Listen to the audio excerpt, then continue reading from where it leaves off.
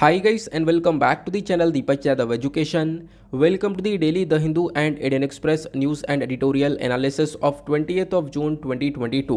तो गाइज आज है तारीख 20 जून 2022 और है मंडे। देखेंगे आज के द हिंदू और इंडियन एक्सप्रेस न्यूज़पेपर को, कंप्लीट न्यूज़पेपर्स को एनालाइज करेंगे। बट लेक्चर में आगे बढ़ने से पहले अगर आप लोगों को इस लेक्चर का पीडीएफ चाहिए तो क्या करना है, सबसे पहले डाउनलोड करना है टेलीग्राम और फिर जाके सर्च बॉक्स में टाइप करना है Deepak Yadav education. As you can see guys आप लोग को ये वाला चैनल मिल जाएगा, उस पर क्लिक करना और जाकर इस चैनल को ज्वाइन कर लेना। देखो अगर आप लोगों को इस तरीके से ये चैनल नहीं मिलता है तो नीचे डिस्क्रिप्शन बॉक्स में पीडीएफ लिंक के नाम से एक लिंक दिया गया है। जैसे आप उस पर क्लिक करोगे ये चैनल ऑटोमेटिकली ओपन हो जाएगा, इसको जाके ज्वाइन कर लेना। ज्वाइन करने से फ़ायदा क्या होगा, यहाँ पर डेली बेसिस पर लेक्चर का पीडीएफ मिल जाता है, डेली करंट अफेयर के वीडियो का पीडीएफ मिल जाता है और डेली बेसिस पर बहुत सारे डिजिटल नोट्स मिल जाते हैं। नाउ बढ़ते हैं आगे बढ़ने से पहले हमेशा की तरह हम लोग अपने लेक्चर को एक मैप के क्वेश्चन के साथ स्टार्ट करेंगे। तो आज आप सभी लोगों को मैप में जाकर देखना है ताल वोल्केनो को कहाँ पर है ये एग्जैक्टली लोकेटेड, अच्छे से मैप में देखना। देन उसके बाद आकर नीचे कमेंट सेक्शन में टाइप करना, जिससे कि आप लोग इसको लंबे समय तक याद रख पाओगे। साथ ही साथ एक क्वेश्चन सॉल्व करेंगे जो कि यूपीएससी प्रीवियस ईयर साल 2005 के प्रीलिम्स में पूछा गया था। डेली बेसिस पर हम लोग यहाँ पर एक प्रीवियस ईयर क्वेश्चन को भी सॉल्व करते हैं। क्वेश्चन के अंदर मेंशन किया जा रहा है न्यूमोकोनियोसिस के बारे में। तो ये जो न्यूमोकोनियोसिस है ये उन वर्कर्स को अफेक्ट करता है जो कहाँ पे काम करते हैं। Option A tanneries, option B coal mining industry, option C distillery या फिर ऑप्शन डी ग्लास इंडस्ट्री। तो इसका सही आंसर आप सभी लोगों को नीचे कमेंट सेक्शन में देना है। एटलीस्ट सभी को इसमें पार्टिसिपेट करना है, जैसे मैं आप लोगों से डेली बेसिस पर बोलता हूँ। बाय द वे इसका जो करेक्ट आंसर है वो मैंने आपको टेलीग्राम पर प्रोवाइड करवा दिया है, वहाँ से भी चेकआउट कर सकते हो। अदरवाइज़ वहाँ पर आंसर नहीं मिलता है तो भी कोई परेशान होने की ज़रूरत नहीं है। वीडियो के लास्ट में इसके करेक्ट आंसर का डिस्कशन हम लोग करेंगे। अब आप लोगों को ये क्वेश्चन पुराना से लग रहा होगा, लेकिन ये जो न्यूमोकोनियोसिस है ये अभी कुछ दिन पहले चर्चा में था, न्यूज़ में था, इसी वजह से यहाँ पर आपसे ये क्वेश्चन उठाकर वापस से पूछा गया है। तो चलो शुरुआत करते हैं। यह है आज का सबसे पहला आर्टिकल जो कि पेज नंबर 1 के ऊपर मेंशन्ड आपको देखने को मिलेगा। अब आपको बताऊंगा मैंने थंबनेल लगा रखा है और उस थंबनेल के अंदर मेंशन कर रखा है कि अग्निपथ योजना वापस नहीं होगी। अब ऐसा किसने बोला है, तो आपको यहाँ पर देखने को मिलेंगे हमारे लेफ्टिनेंट जनरल हैं अनिल पुरी साहब, इनकी तरफ से ये स्टेटमेंट आया है। और ये जो वीडियो है इनका कल काफ़ी ज़्यादा वायरल हुआ था। मैं टेलीग्राम पर उस वीडियो का लिंक भी आपके साथ में शेयर कर दूंगा। यहाँ पे आप लोग देख पाओगे, इनका पिक्चर भी लगा होगा थंबनेल के अंदर में। अब इन्होंने क्या क्या मेंशन किया है कि देखो अग्निपथ स्कीम को वापस नहीं लिया जाएगा, और क्यों लिया जाए पहले ये भी बताओ। फिर उसके बाद यहाँ पर ये मेंशन करते हैं कि आज के टाइम पर जिस प्रकार से प्रोटेस्ट हो रहा है, इनडिसिप्लिन दिखाया जा रहा है, उस इनडिसिप्लिन की जगह हमारे आर्म्ड फोर्सेस के अंदर बिल्कुल भी नहीं रहने वाली है। प्लस यहाँ पे आप कह सकते हो पूरा का पूरा पुलिस वेरिफिकेशन होगा, और जो जिसने भी प्रोटेस्ट किया है, जिसने भी इस चीज़ के अंदर हिस्सा लिया है, उनके लिए यहाँ पर कोई जगह नहीं होने वाली है आर्म्ड फोर्सेस के अंदर। इनके तरफ से ये स्टेटमेंट निकल कर आता है। साथ ही साथ में यहाँ पर ये एक चीज़ और मेंशन करते हैं। इन्होंने यहाँ पर ये मेंशन किया कि देखो ये जो स्कीम लेकर आई गई है, इसके पीछे का एक बहुत बड़ा पर्पज़ यहाँ पर ये है कि आज के टाइम पर जो एवरेज एज है हमारे जवानों की, आर्म्ड सोल्जर्स की, वो काफ़ी ज़्यादा बढ़ चुकी है, 32 के आसपास हो चुकी है। एवरेज एज का मतलब यह है कि ज़्यादातर आपको जो सोल्जर्स देखने को मिलेंगे हमारे आर्म्ड फोर्सेस के अंदर, उनकी एज 32 के आसपास है। तो इसको कम करने के ऊपर फोकस किया जा रहा है, 26 करने के ऊपर फोकस किया जा रहा है। और इसी के लिए ये अग्निपथ स्कीम को लाया गया, जहाँ पे 17.5 से 21 साल तक के जो हमारे लोग होंगे उनको रिक्रूट किया जाएगा एज अ अग्निवीर। हालांकि इस एज को अभी बढ़ा दिया गया है, और फर्स्ट ईयर में यानी कि जब हम लोग इस साल में अभी यहाँ पे चल रहे हैं, तो इस साल के लिए जब इस स्कीम को लेकर आया गया तो इस साल में आप कह सकते हो कि 3 से 5 साल की छूट मिलने वाली है, मतलब एज के अंदर रिलैक्सेशन भी मिलने वाला है। और साथ ही साथ यहाँ पर ये लेफ्टिनेंट गवर्नर हमारे और भी चीज़ें मेंशन करते हैं। इनका मेंशन किया हुआ यह है कि देखो हमने बहुत सारे चेंजेस कर रखे हैं, इसके अंदर बहुत सारी छूट मिल रही है। पहली बात तो अपर एज लिमिट को बढ़ा दिया गया है। अभी तक इसी चीज़ के लिए प्रोटेस्ट हो रहा था 17.5 से 21 साल के लिए, तो इस एज को अभी के लिए इस साल के लिए बढ़ाया गया। साथ ही साथ यहाँ पर आपको एक डिग्री भी मिलेगी NIOS की, उसके बाद आप यहाँ पर ग्रेजुएशन भी कर सकते हो। देन उसके बाद बैंक लोन के अंदर प्रायोरिटी मिलेगी, और 10% का रिजर्वेशन और भी दे दिया गया है CAPF के अंदर में। फिर उसके बाद 10% का रिजर्वेशन मिनिस्ट्री ऑफ डिफेंस ने जॉब वैकेंसीज़ के अंदर रिजर्व कर दिया है। तो ये बातें यहाँ पर इनके थ्रू बोली गई हैं। और इन्होंने बोला देखो सबसे बड़ी प्रॉब्लम यह है कि जो एज क्राइटेरिया आज के टाइम पर सबसे बड़ा देखने को मिलता है, मतलब यह है कि जो एवरेज एज आर्म्ड फोर्सेस की वो इतनी ज़्यादा है जिसकी वजह से यहाँ पर जो कैजुअलिटीज़ वगैरह है वो भी काफ़ी ज़्यादा हो रही हैं। तो हमारा फोकस ये है कि हम लोग इस एज को जो है वो कम कर सकें, ज़्यादा से ज़्यादा जो यूथ हैं हम लोग उनको अपने आर्म फोर्सेस के अंदर लेकर आ सकें। साथ ही साथ यहाँ पे इन्होंने मेंशन ये किया कि जो हमारी आर्म फोर्सेस हैं वो लगभग 1984 से वेट कर रही थी इस प्रकार का स्टेप उठाने के लिए, जो एज प्रोफाइल है उसको रिड्यूस करने के लिए हमारी आर्म फोर्सेस लंबे समय से इंतजार कर रही थी, वो यहाँ पर मेंशन किया गया। फिर एट द लास्ट यहाँ पर ये मेंशन करते हैं कि देखो इंडियन एयरफोर्स की साइड से तो प्रॉपरली सारी चीज़ें स्टार्ट भी हो चुकी हैं और 24 जुलाई से ऑनलाइन एग्जामिनेशन स्टार्ट हो जाएगा और दिसंबर तक यहाँ पर इसको एंड किया जाएगा, यानी कि हमारा आप कह सकते हो दिसंबर तक फर्स्ट बैच एनरोल हो जाएगा। तो ये सारी बातें यहाँ पर इस पर्टिकुलर आर्टिकल के अंदर मेंशन की गई हैं। आई होप आप लोगों को सारी बातें एज इट इज़ यहाँ पर बहुत अच्छे से समझ में आ चुकी हैं। बढ़ते हैं आगे। उससे पहले यहाँ पर आप देख पाओगे जो एस्पिरेंट्स हैं should have not been a part of protest. ये जो प्रदर्शन चल रहा है, ये जो प्रोटेस्ट चल रहा है, इसका हिस्सा यहाँ पर एस्पिरेंट्स को तो बिल्कुल नहीं होना चाहिए था। ये भी यहाँ पर मेंशन किया जाता है हमारे लेफ्टिनेंट जनरल अनिल पुरी साहब के थ्रू। आगे बढ़ने से पहले वीडियो पे जो लाइक का बटन है उसको दबा देना। जो हमारा टारगेट है वो आपको अचीव करवाना है। डेली बेसिस पर आप लोगों से एक छोटी सी रिक्वेस्ट रहती है, आप लोग इतना कर सकते हो। उसके बाद जाकर आप लोग मुझसे इंस्टाग्राम पर भी कनेक्ट हो सकते हो। जब इंस्टाग्राम पर जाओगे तो दीपक यादव एजुकेशन टाइप करना, आपको ये मेरी प्रोफाइल मिल जाएगी। यहाँ पे कनेक्ट होकर आप अपनी क्वेरीज़ जो है मैसेज में टाइप कर देना और मैं जैसे ही मुझे टाइम मिलता है मैं आपकी क्वेरीज़ का रिप्लाई कर दूंगा। बहुत सारे लोगों की क्वेरीज़ मैंने यहाँ पर पिछले कुछ दिनों में रिप्लाई करी हैं, ठीक है, बहुत सारी क्वेरीज़ यहाँ पर सॉल्व करी हैं, तो आप लोग भी यहाँ पर कनेक्ट हो सकते हो। देन आगे आते हैं नेक्स्ट आर्टिकल की तरफ। जो हमारा सेकेंड न्यूज़ आर्टिकल है वो आपको अफ़गानिस्तान से रिलेटेड देखने को मिलेगा। अभी सैटरडे में अफ़गानिस्तान के अंदर जो अफ़गानिस्तान की कैपिटल है काबुल, वहाँ पे जो गुरुद्वारा है उसके ऊपर एक अटैक देखने को मिला। अब उस अटैक के बाद देखो जो है ना सिचुएशन काफ़ी बेकार सी हो चुकी है। उस गुरुद्वारे पे अटैक हुआ और उससे पहले भी यहाँ पर आप कह सकते हो काफ़ी सारे गुरुद्वारे हैं अफ़गानिस्तान के अंदर, वहाँ पे अटैक हो चुका है अगर हम लोग हिस्ट्री देखें तो। लेकिन उसी के साथ यहाँ पर मेंशन ये किया जाता है कि देखो बोला ये जा रहा है कि ये अटैक इसलिए हुआ क्योंकि रिसेंटली इंडिया के अंदर एक कंट्रोवर्सी हो गई थी, एक स्टेटमेंट डेरोगेटरी स्टेटमेंट आ गया था अगेंस्ट द प्रॉफिट मोहम्मद, उसी चक्कर में यहाँ पर ये स्टेप उठाया गया है।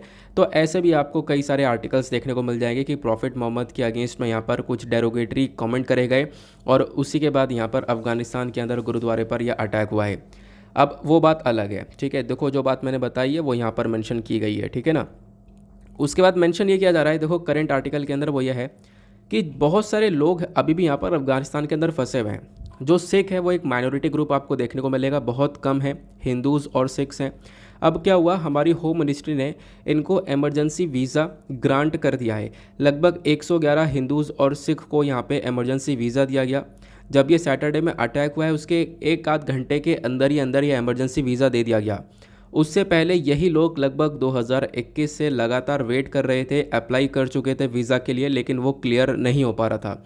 लेकिन जैसे यहाँ पर अटैक होता है उसके कुछ घंटों के अंदर ही यहाँ पर ये वीज़ा क्लियर हो जाता है, वो यहाँ पर बातें मेंशन की जा रही हैं, ठीक है ना। तो यही यहाँ पर एक छोटा सा आर्टिकल है, इंडिया ने इमरजेंसी वीज़ा दिया है 111 अफगान हिंदूज़ और सिख को, क्लियर हुआ। देन उसके बाद में आगे आते हैं नेक्स्ट आर्टिकल की तरफ, क्योंकि देखो इस आर्टिकल में और कोई ऐसी इंपॉर्टेंट इन्फॉर्मेशन नहीं है जो हमारे एग्जामिनेशन के पॉइंट ऑफ व्यू से इंपॉर्टेंट हो। बाकी हमारे कुछ एडिटोरियल्स और इंडियन एक्सप्रेस के आर्टिकल्स हैं, एक्सप्लेनर सेक्शन के आर्टिकल हैं, वो ज़्यादा इंपॉर्टेंट हैं। अभी फ़िलहाल फ्रंट पेज पर आपको कुछ इस प्रकार से ही न्यूज़ देखने को मिल जाती हैं। आते हैं अगले आर्टिकल की तरफ।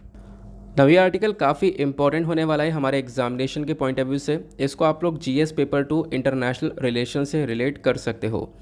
यहाँ पे हम लोग बात करने वाले हैं इंडिया और बांग्लादेश के रिलेशंस के बारे में। तो जैसा आप लोग ये पिक्चर देख पा रहे होंगे, यहाँ पे एक साइड पर हमारे फॉरेन मिनिस्टर एस जयशंकर साहब आपको दिख रहे होंगे और दूसरी साइड पर बांग्लादेश के मिनिस्टर AK अब्दुल मोमेन। तो संडे में दोनों के बीच में बातचीत चलती है और इनकी तरफ से यानी कि हमारे एक्सटर्नल अफेयर मिनिस्टर की साइड से स्टेटमेंट आता है कि इंडिया और बांग्लादेश को दोनों को मिलकर साथ में काम करना चाहिए। खासकर जो बहुत सारी रिवर्स हैं दोनों कंट्रीज़ के अंदर पास होती हैं, उन रिवर्स का मैनेजमेंट दोनों कंट्रीज़ को मिलकर करना चाहिए, ये यहाँ पर स्टेप उठाया गया है। साथ ही साथ यहाँ पर मेंशन किया गया कि हम और भी सेक्टर्स के ऊपर काम कर सकते हैं, artificial intelligence, startup, fintech, cyber security. तो मतलब इन्होंने पूरे आर्टिकल के अंदर या फिर जो भी चर्चा हुई है वहाँ पर मेंशन किया है कि इन चीज़ों के ऊपर, इन टॉपिक्स के ऊपर इंडिया बांग्लादेश को दोनों को मिलकर आना चाहिए और इन पर्टिकुलर सेक्टर्स के ऊपर काम करना चाहिए। क्योंकि देखो इंडिया और बांग्लादेश दोनों के बीच में बॉर्डर को लेकर एक बहुत बड़ा विवाद रहा करता था, लेकिन उस बॉर्डर विवाद को ऐसे सॉल्व किया गया है कि जैसा किसी कंट्री के अंदर आज तक नहीं हुआ।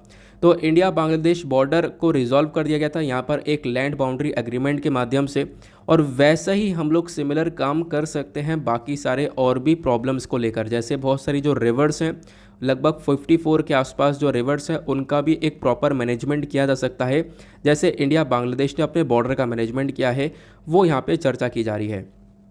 ठीक है ना। बाकी आपको पता होगा, अगेन यहाँ पर भी वही वाला इशू आ गया कि जो प्रॉफिट मोहम्मद के अगेंस्ट में डेरोगेटरी कमेंट्स दे गए थे, उसको लेकर बांग्लादेश भी नाराज़ था। बांग्लादेश ने भी यहाँ पर इंडिया की जो है एक तरीके से क्रिटिसिज्म किया था। बांग्लादेश ने भी यहाँ पर आप कह सकते हो OIC के साथ में रहा, ऑर्गेनाइजेशन ऑफ इस्लामिक कोऑपरेशन के साथ में रहा, और इंडिया के अगेंस्ट में यहाँ पे क्रिटिसिज्म किया, इंडिया की आलोचना करी इस पर्टिकुलर चीज़ को लेकर। ठीक है ना, इतना आप लोगों को क्लियर हो गया।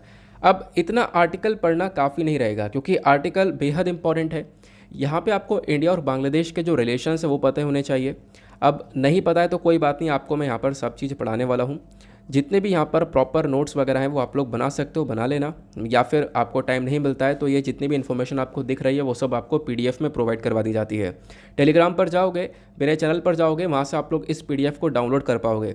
डाउनलोड करोगे तो यहाँ पे आप जैसे इन PDF को देखोगे तो उसमें आर्टिकल्स ओपन हो जाएंगे, और आर्टिकल में कुछ इस प्रकार से सिंबल बना हुआ होगा येलो कलर का। तो करना क्या है, अपने फ़ोन में इस PDF को डाउनलोड करना है। साथ ही साथ एक ऐप है एडोब एक्रोबेट करके, उसको भी डाउनलोड कर लेना है। उस ऐप में जैसे ही आप लोग इस PDF को ओपन करोगे, ये आपको सिंबल दिखेंगे, जैसे आप इस पर क्लिक करोगे ये सब ओपन हो जाएगा, और यहाँ से आप लोग इसको एडिट वगैरह भी कर सकते हो, यानी इसको कॉपी पेस्ट भी कर सकते हो, अपने पास रख सकते हो आराम से, कोई भी डिजिटली बनाना चाहते हो, या फिर एज इट इज़ PDF को अपने पास स्टोर कर सकते हो। अगर आपके पास टाइम नहीं नोट्स बनाने का तो क्या करना है, PDF रखना है, हर संडे प्रॉपर रिविजन करना है, वो आपको बहुत हेल्प करेगा। अगर एडोब एक्रोबेट के अंदर ओपन नहीं होता है तो WPS ऑफिस डाउनलोड कर लेना, वहाँ से ओपन हो जाएगा। ठीक है, काफ़ी सारे लोगों को प्रॉब्लम्स होती है, इसी वजह से मैंने यहाँ पर बताया है। चलो अब बात करते हैं इंडिया बांग्लादेश के रिलेशंस के बारे में। कोई सी भी आपके पास किताब हो इंटरनेशनल रिलेशन की, जहाँ से आप लोग इंटरनेशनल रिलेशंस को कवर कर रहे हो, डोंट वरी, सभी जगह पर ये चीज़ें मैंशनड है। जब हम लोग बात करते हैं भारत की, तो भारत ऐसा देश बनकर निकला जिसने यहाँ पर बांग्लादेश को रिकग्नाइज़ किया 1971 में। हुआ क्या था, देखो यहाँ पे, इनफैक्ट 1971 में जो वॉर हुआ था, उस वॉर के बाद में ही बांग्लादेश एक देश बनकर आया। आपको ही पता है 1971 में जो ये वॉर हुआ था वो बेसिकली पाकिस्तान, यानी जो क्या, जैसा कि आज के टाइम पर आपको पाकिस्तान देखने को मिलता है वेस्टर्न साइड में, जो करंट पाकिस्तान है वो तो पाकिस्तान है ही, और उससे पहले जो ये बांग्लादेश वाला एरिया है ना, ये ईस्ट पाकिस्तान के नाम से जाना करता था। अब 1971 में वॉर होता है, और उसके बाद में जो ये ईस्ट पाकिस्तान था, यानी कि जो आज के टाइम पर बांग्लादेश बन चुका है, इस ईस्ट पाकिस्तान के अंदर यहाँ पर आप कह सकते हो प्रॉपर वॉर होती है, और इस वॉर के थ्रू यहाँ पे ये पूरा का पूरा बांग्लादेश बनता है। इस वॉर में यहाँ पे इंडिया का भी एक सपोर्ट रहता है, और इंडिया की मदद से यहाँ पर ये बांग्लादेश जो है एक देश बनकर निकलता है। तो उसके बाद ही उसी साल क्या होता है, इंडिया जो है बांग्लादेश के साथ में अपने रिलेशंस को एस्टेब्लिश कर लेता है। तो पहला पॉइंट आपने अच्छे से क्लियर कर लिया। बाकी डिफेंस कोऑपरेशन के बारे में चर्चा करते हैं। तो देखो, इंडिया और बांग्लादेश के बीच में, इनकी आर्मी के बीच में, नेवी के बीच में अलग अलग अभ्यास होते हैं। जैसे दोनों की आर्मी के बीच में एक्सरसाइज संप्रीति नाम की अभ्यास होता है, जो कि रिसेंटली चर्चा में था। उसके बाद दोनों की नेवी के बीच में एक्सरसाइज मिलन देखने को मिलता है। ठीक है ना। फिर उसके बाद जब हम लोग बात करते हैं बॉर्डर मैनेजमेंट की, तो मैंने आपको बताया इंडिया बांग्लादेश एक ऐसे देश हैं जिनका बॉर्डर बहुत लंबा चौड़ा है, लगभग 4096, या फिर इंग्लिश में यहाँ पर इसको मैं ट्रांसलेट कर दूँ तो 4096.7 किलोमीटर्स का ये बॉर्डर देखने को मिलेगा दोनों देशों के बीच में, जो कि अपने आप में एक बहुत लंबा बॉर्डर है। और इसी को लेकर दोनों कंट्रीज़ ने मिलकर एक एग्रीमेंट किया था, लैंड बाउंड्री एग्रीमेंट इसका नाम था। अब ये इस एग्रीमेंट के माध्यम से क्या हुआ, यहाँ पे जो डिस्प्यूट्स थे वो हमने रिजॉल्व कर दिए। पता है डिस्प्यूट्स कुछ इस प्रकार से थे, जब आप लोग यहाँ पे बॉर्डर देखोगे, जैसे कि मैं यहाँ पर इस चीज़ को ड्रॉ करता हूँ, इधर इंडिया है और इधर बांग्लादेश है। यहाँ पे छोटे छोटे आइलैंड्स थे, ठीक है, और इधर छोटे छोटे आइलैंड्स थे। यहाँ पे छोटे छोटे आइलैंड्स पर यहाँ पे बहुत सारे इंडियंस रहते थे, और इस वाले छोटे छोटे आइलैंड्स पर यहाँ पे बांग्लादेशीज आपको देखने को मिलेंगे। तो आप क्या इमेजिन कर सकते हो कि कैसे एग्रीमेंट हुआ होगा, कितना टफ था एग्रीमेंट करना, लेकिन कर लिया गया। हुआ क्या, ये वाले जो आइलैंड है ये इंडिया को दे दिए गए, और ये वाले आइलैंड का जो कंट्रोल है बांग्लादेश को दे दिया गया। इस प्रकार से यहाँ पर ये जो लैंड बाउंड्री एग्रीमेंट है वो किया गया था। ठीक है ना। तो ये आपको क्लियर हो गया। बाकी रिवर्स को लेकर कोऑपरेशन दोनों कंट्रीज़ कर ही रहे हैं। इंडिया और बांग्लादेश दोनों यहाँ पर आपस में मिलकर 54 कॉमन रिवर्स को शेयर करते हैं, जैसा मैंने भी आप लोग को आर्टिकल के अंदर भी बताया था। तो इसी को लेकर अभी चर्चा भी की गई है कि भाई इतनी सारी नदियाँ शेयर होती हैं दोनों कंट्रीज़ के बीच में, तो कहीं ना कहीं इन रिवर्स का एक प्रॉपर मैनेजमेंट होना चाहिए। इसको लेकर यहाँ पे चर्चा की गई है। होना चाहिए, ये जो शुड वाला वर्ड है ना, ये बहुत इंपॉर्टेंट रोल प्ले करता है, इसके ऊपर ज़्यादा मेजर फोकस किया गया है। अब दोनों कंट्रीज़ के बीच में इकोनॉमिक रिलेशंस के बारे में चर्चा करें तो बांग्लादेश 2018-19 के अंदर इंडिया का पूरे साउथ एशिया में एक सबसे बड़ा ट्रेड पार्टनर बनकर आया था। इंडिया ने यहाँ पे बहुत सारी चीज़ें बांग्लादेश को एक्सपोर्ट करी हैं और हमने काफ़ी सारी चीज़ें बांग्लादेश से इंपोर्ट भी करी हैं। हमने बांग्लादेश को एक्सपोर्ट किया था लगभग 9.21 बिलियन यूएस डॉलर का, और बांग्लादेश से इंपोर्ट किया था लगभग 1.22 बिलियन यूएस डॉलर्स का। तो काफ़ी अच्छा खासा ट्रेड चलता है और आज भी ट्रेड चलता है। और बांग्लादेश जो है इंडिया को मतलब एक तरीके से थैंक यू बोलता है और इंडिया को अप्रिशिएट करता है एक चीज़ के ऊपर। वो चीज़ क्या है कि भारत ने यहाँ पर ड्यूटी फ्री और कोटा फ्री एक्सेस यहाँ पे बांग्लादेश को दे रखा है। मतलब कि अगर बांग्लादेश कोई सामान इंडिया को देता है, कुछ सामान हमारी कंट्री में भेजता है, या फिर अपनी तरफ से आप कह सकते हो कुछ सामान बांग्लादेश इंडिया को एक्सपोर्ट करता है, तो उसके ऊपर कोई भी ड्यूटी वगैरह नहीं लगाई जाती है, कोई भी कोटा नहीं लगाया जाता है, जो कि अगेन यहाँ पर बांग्लादेश को उसके व्यापार में काफ़ी हेल्प करता है। और ये सारी चीज़ें की गई थी south Asian free trade agreement के माध्यम से। तो तब से ही लगभग 2011 से ही आप देख पाओगे बांग्लादेश के सामान के ऊपर कोई भी ड्यूटी वगैरह हम लोग नहीं लगाते हैं। बाकी दोनों कंट्रीज़ के कनेक्टिविटी के बारे में चर्चा करेंगे तो दोनों कंट्रीज़ ने यहाँ पे साथ में मिलकर उद्घाटन कर दिया है एक नए रेलवे लिंक का। और वो जो रेलवे लिंक है वो कहाँ से कहाँ तक कनेक्ट होता है, तो इंडिया से जो हल्दीबारी है वहाँ से जाती है बांग्लादेश के चिल्हाटी तक। तो इसका उद्घाटन हुआ है। साथ ही साथ अभी रिसेंटली आपको पता होगा एक और एग्रीमेंट के ऊपर काम किया गया, वो है BBIN इनिशिएटिव, यानी कि बांग्लादेश, भूटान, इंडिया, नेपाल। जो आप लोग इन चारों देशों को देखते हो तो बिल्कुल पास में ही है। जैसे यहाँ पर इंडिया है, इधर बांग्लादेश है, इसके ऊपर भूटान हो गया और इधर नेपाल हो गया। तो चारों देश बिल्कुल आपस में सटे हुए हैं। तो मेंशन किया जाता है कि रिसेंटली इन कंट्रीज़ के बीच में एक व्हीकल एग्रीमेंट किया गया है। मतलब कि इन कंट्रीज़ के बीच में एक प्रॉपर कनेक्टिविटी रहेगी, जहां पर आप लोग अपने व्हीकल से भी ट्रैवल कर सकते हो इन चारों के चारों देशों के अंदर में। तो इस प्रकार से यहाँ पे कनेक्टिविटी को और मजबूत किया जाता है। ठीक है, तो एक एग्रीमेंट ये भी देखने को मिलेगा। फिर पावर सेक्टर के मामले में जो कोऑपरेशन है वो भी यहाँ पर काफ़ी इंपॉर्टेंट है। जो बांग्लादेश है वो भारत से बहुत सारी जो एनर्जी है, बहुत सारी बिजली जो है वो यहाँ पे परचेज़ करता है। उसके बाद यहाँ पे मल्टीलेटरल फोरम्स की बात करें, मतलब यह है कि अलग अलग ग्रुप्स, अलग अलग जो मंच हैं, वहाँ पे दोनों कंट्रीज़ का कोऑपरेशन कैसा है। तो देखो इंडिया ने बांग्लादेश को अब थैंक यू बोला, पहले बांग्लादेश ने भारत को थैंक यू बोला, किसके लिए, यहाँ पे फ्री ट्रेड के लिए। अब इंडिया यहाँ पर थैंक यू क्यों बोलता है बांग्लादेश को, क्योंकि यहाँ पे बांग्लादेश का सपोर्ट आया है इंडिया के प्रति यूनाइटेड नेशन सिक्योरिटी काउंसिल के लेकर। अब इसका मतलब क्या समझते हैं। देखो यूनाइटेड नेशन सिक्योरिटी काउंसिल एक ऐसी बॉडी है जहां पर टोटल 15 मेंबर्स होते हैं, जिसमें से 5 परमानेंट मेंबर्स होते हैं और 10 नॉन परमानेंट मेंबर्स होते हैं। अब 5 परमानेंट मेंबर में जो आप देखोगे तो आपको यही यूएस देखने को मिलेगा, यूके देखने को मिलेगा, फ्रांस हो गया, चाइना हो गया, रशिया हो गया, ये यहाँ पे आपको 5 परमानेंट मेंबर देखने को मिलते हैं। अब है क्या, इंडिया भी चाहता है कि देखो इंडिया भी एक बहुत बड़ी कंट्री देखने को मिलेगा पॉपुलेशन वाइज, प्लस उसके बाद डेमोक्रेटिक कंट्री देखने को मिलेगा। तो इंडिया भी चाहता है कि हम लोग को एक परमानेंट सीट मिले इसके अंदर। इन कंट्रीज़ के पास में जो परमानेंट कंट्रीज़ है बहुत पावर होती है, वीटो पावर भी देखने को मिलती है। इंडिया जो है अभी एक तरीके से आप कह सकते हो कि नॉन परमानेंट मेंबर है, तो इंडिया चाहता है परमानेंट मेंबर बने। और इंडिया ने इस चीज़ का प्रस्ताव काफ़ी बार रखा भी है और इस चीज़ को बहुत सारी कंट्रीज सपोर्ट करती हैं और बहुत सारी कंट्रीज सपोर्ट नहीं करती हैं। जो सपोर्ट करने वाली कंट्री हैं उसी में यहाँ पे बांग्लादेश भी आता है। आई होप आप लोग को ये यहीं पर क्लियर हो चुका है। फिर साथ ही साथ मेंशन किया गया, देखो अलग अलग ग्रुप्स हैं जैसे कि SAARC, BIMSTEC, South Asian Association for Regional Cooperation, फिर बिम्स्टेक आ गया। इन दोनों ही बड़े बड़े ग्रुप्स के अंदर में दोनों कंट्री का ही एक बहुत बड़ा रोल देखने को मिल जाता है। फिर एट द लास्ट अगर हम लोग मेंशन करें तो कोविड-19 के टाइम पर बांग्लादेश की बहुत ज़्यादा मदद करी है इंडिया ने काफ़ी सारी वैक्सीन्स प्रोवाइड करवाई हैं और भी मेजर चीज़ें यहाँ पर बांग्लादेश को प्रोवाइड करवाई हैं। दोनों कंट्रीज़ ने मिलकर अभी रिसेंटली क्या किया है, उद्घाटन किया है 3 प्रोजेक्ट्स का कि हम अपने पार्टनरशिप को और मजबूत करेंगे। और बिल्कुल रिसेंटली एक और डेवलपमेंट हुआ है। वो डेवलपमेंट क्या हुआ है कि बांग्लादेश के अंदर में एक पोर्ट है जिसका नाम है चित्तागोंग पोर्ट या फिर चट्टग्राम के नाम से भी जानते हैं। तो एक बंदरगाह है, उस बंदरगाह का एक्सेस भारत को मिल चुका है। और मतलब ख़ास बात यह है कि चाइना का फोकस ये था उस बंदरगाह के ऊपर, लेकिन बांग्लादेश ने यहाँ पर चाइना को हटाकर इंडिया को वो एक्सेस दे दिया है।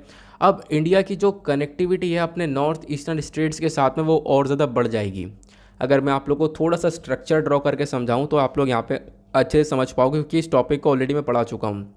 जब आप लोग यहाँ पर ये देखते हो तो एग्जैक्टली यहाँ पे बीच में बांग्लादेश देखने को मिलेगा, इधर आपको इंडिया देखने को मिल जाएगा, और इधर यहाँ पे हमारे जो नॉर्थ ईस्टर्न स्टेट्स हैं वो सब देखने को मिल जाते हैं। ठीक है, ये हमारे नॉर्थ ईस्टर्न स्टेट्स आ जाते हैं। तो आप लोग ये देखोगे यहाँ पर बांग्लादेश का चित्तोग्राम पोर्ट आपको देखने को मिलेगा, सॉरी यहाँ पे बोल रहा हूँ, इस वाले एरिया में यहाँ पे आपको जो बांग्लादेश का चित्तोग्राम पोर्ट देखने को मिल जाएगा। ठीक है, ये हमारे नॉर्थ ईस्टर्न स्टेट्स हो गए। अब है क्या, तो इंडिया का इधर वेस्ट बंगाल वाला रीजन देखने को मिलेगा। तो हम लोगों को जब इस पोर्ट का एक्सेस मिलेगा तो डायरेक्टली हम लोग क्या करेंगे, समुद्र के माध्यम से अपना जो सामान है इस पोर्ट पर भेजेंगे, और उसके बाद यहाँ पे डायरेक्टली हमारे इन स्टेट्स के अंदर पहुँच जाएगा, नॉर्थ ईस्टर्न स्टेट्स में। और अभी सामान कैसे जाता है, अभी सामान बेसिकली यहाँ पे अगर वेस्ट बंगाल से पहुँचाना हो नॉर्थ ईस्टर्न स्टेट्स के अंदर में, तो इस प्रकार से आप देख पाओगे, ऊपर से जाना पड़ेगा और सिलीगुड़ी कॉरिडोर से निकलते हुए, यानी चिकन नेक कॉरिडोर से निकलते हुए यहाँ पर निकलना पड़ेगा आगे नॉर्थ ईस्टर्न स्टेट्स में।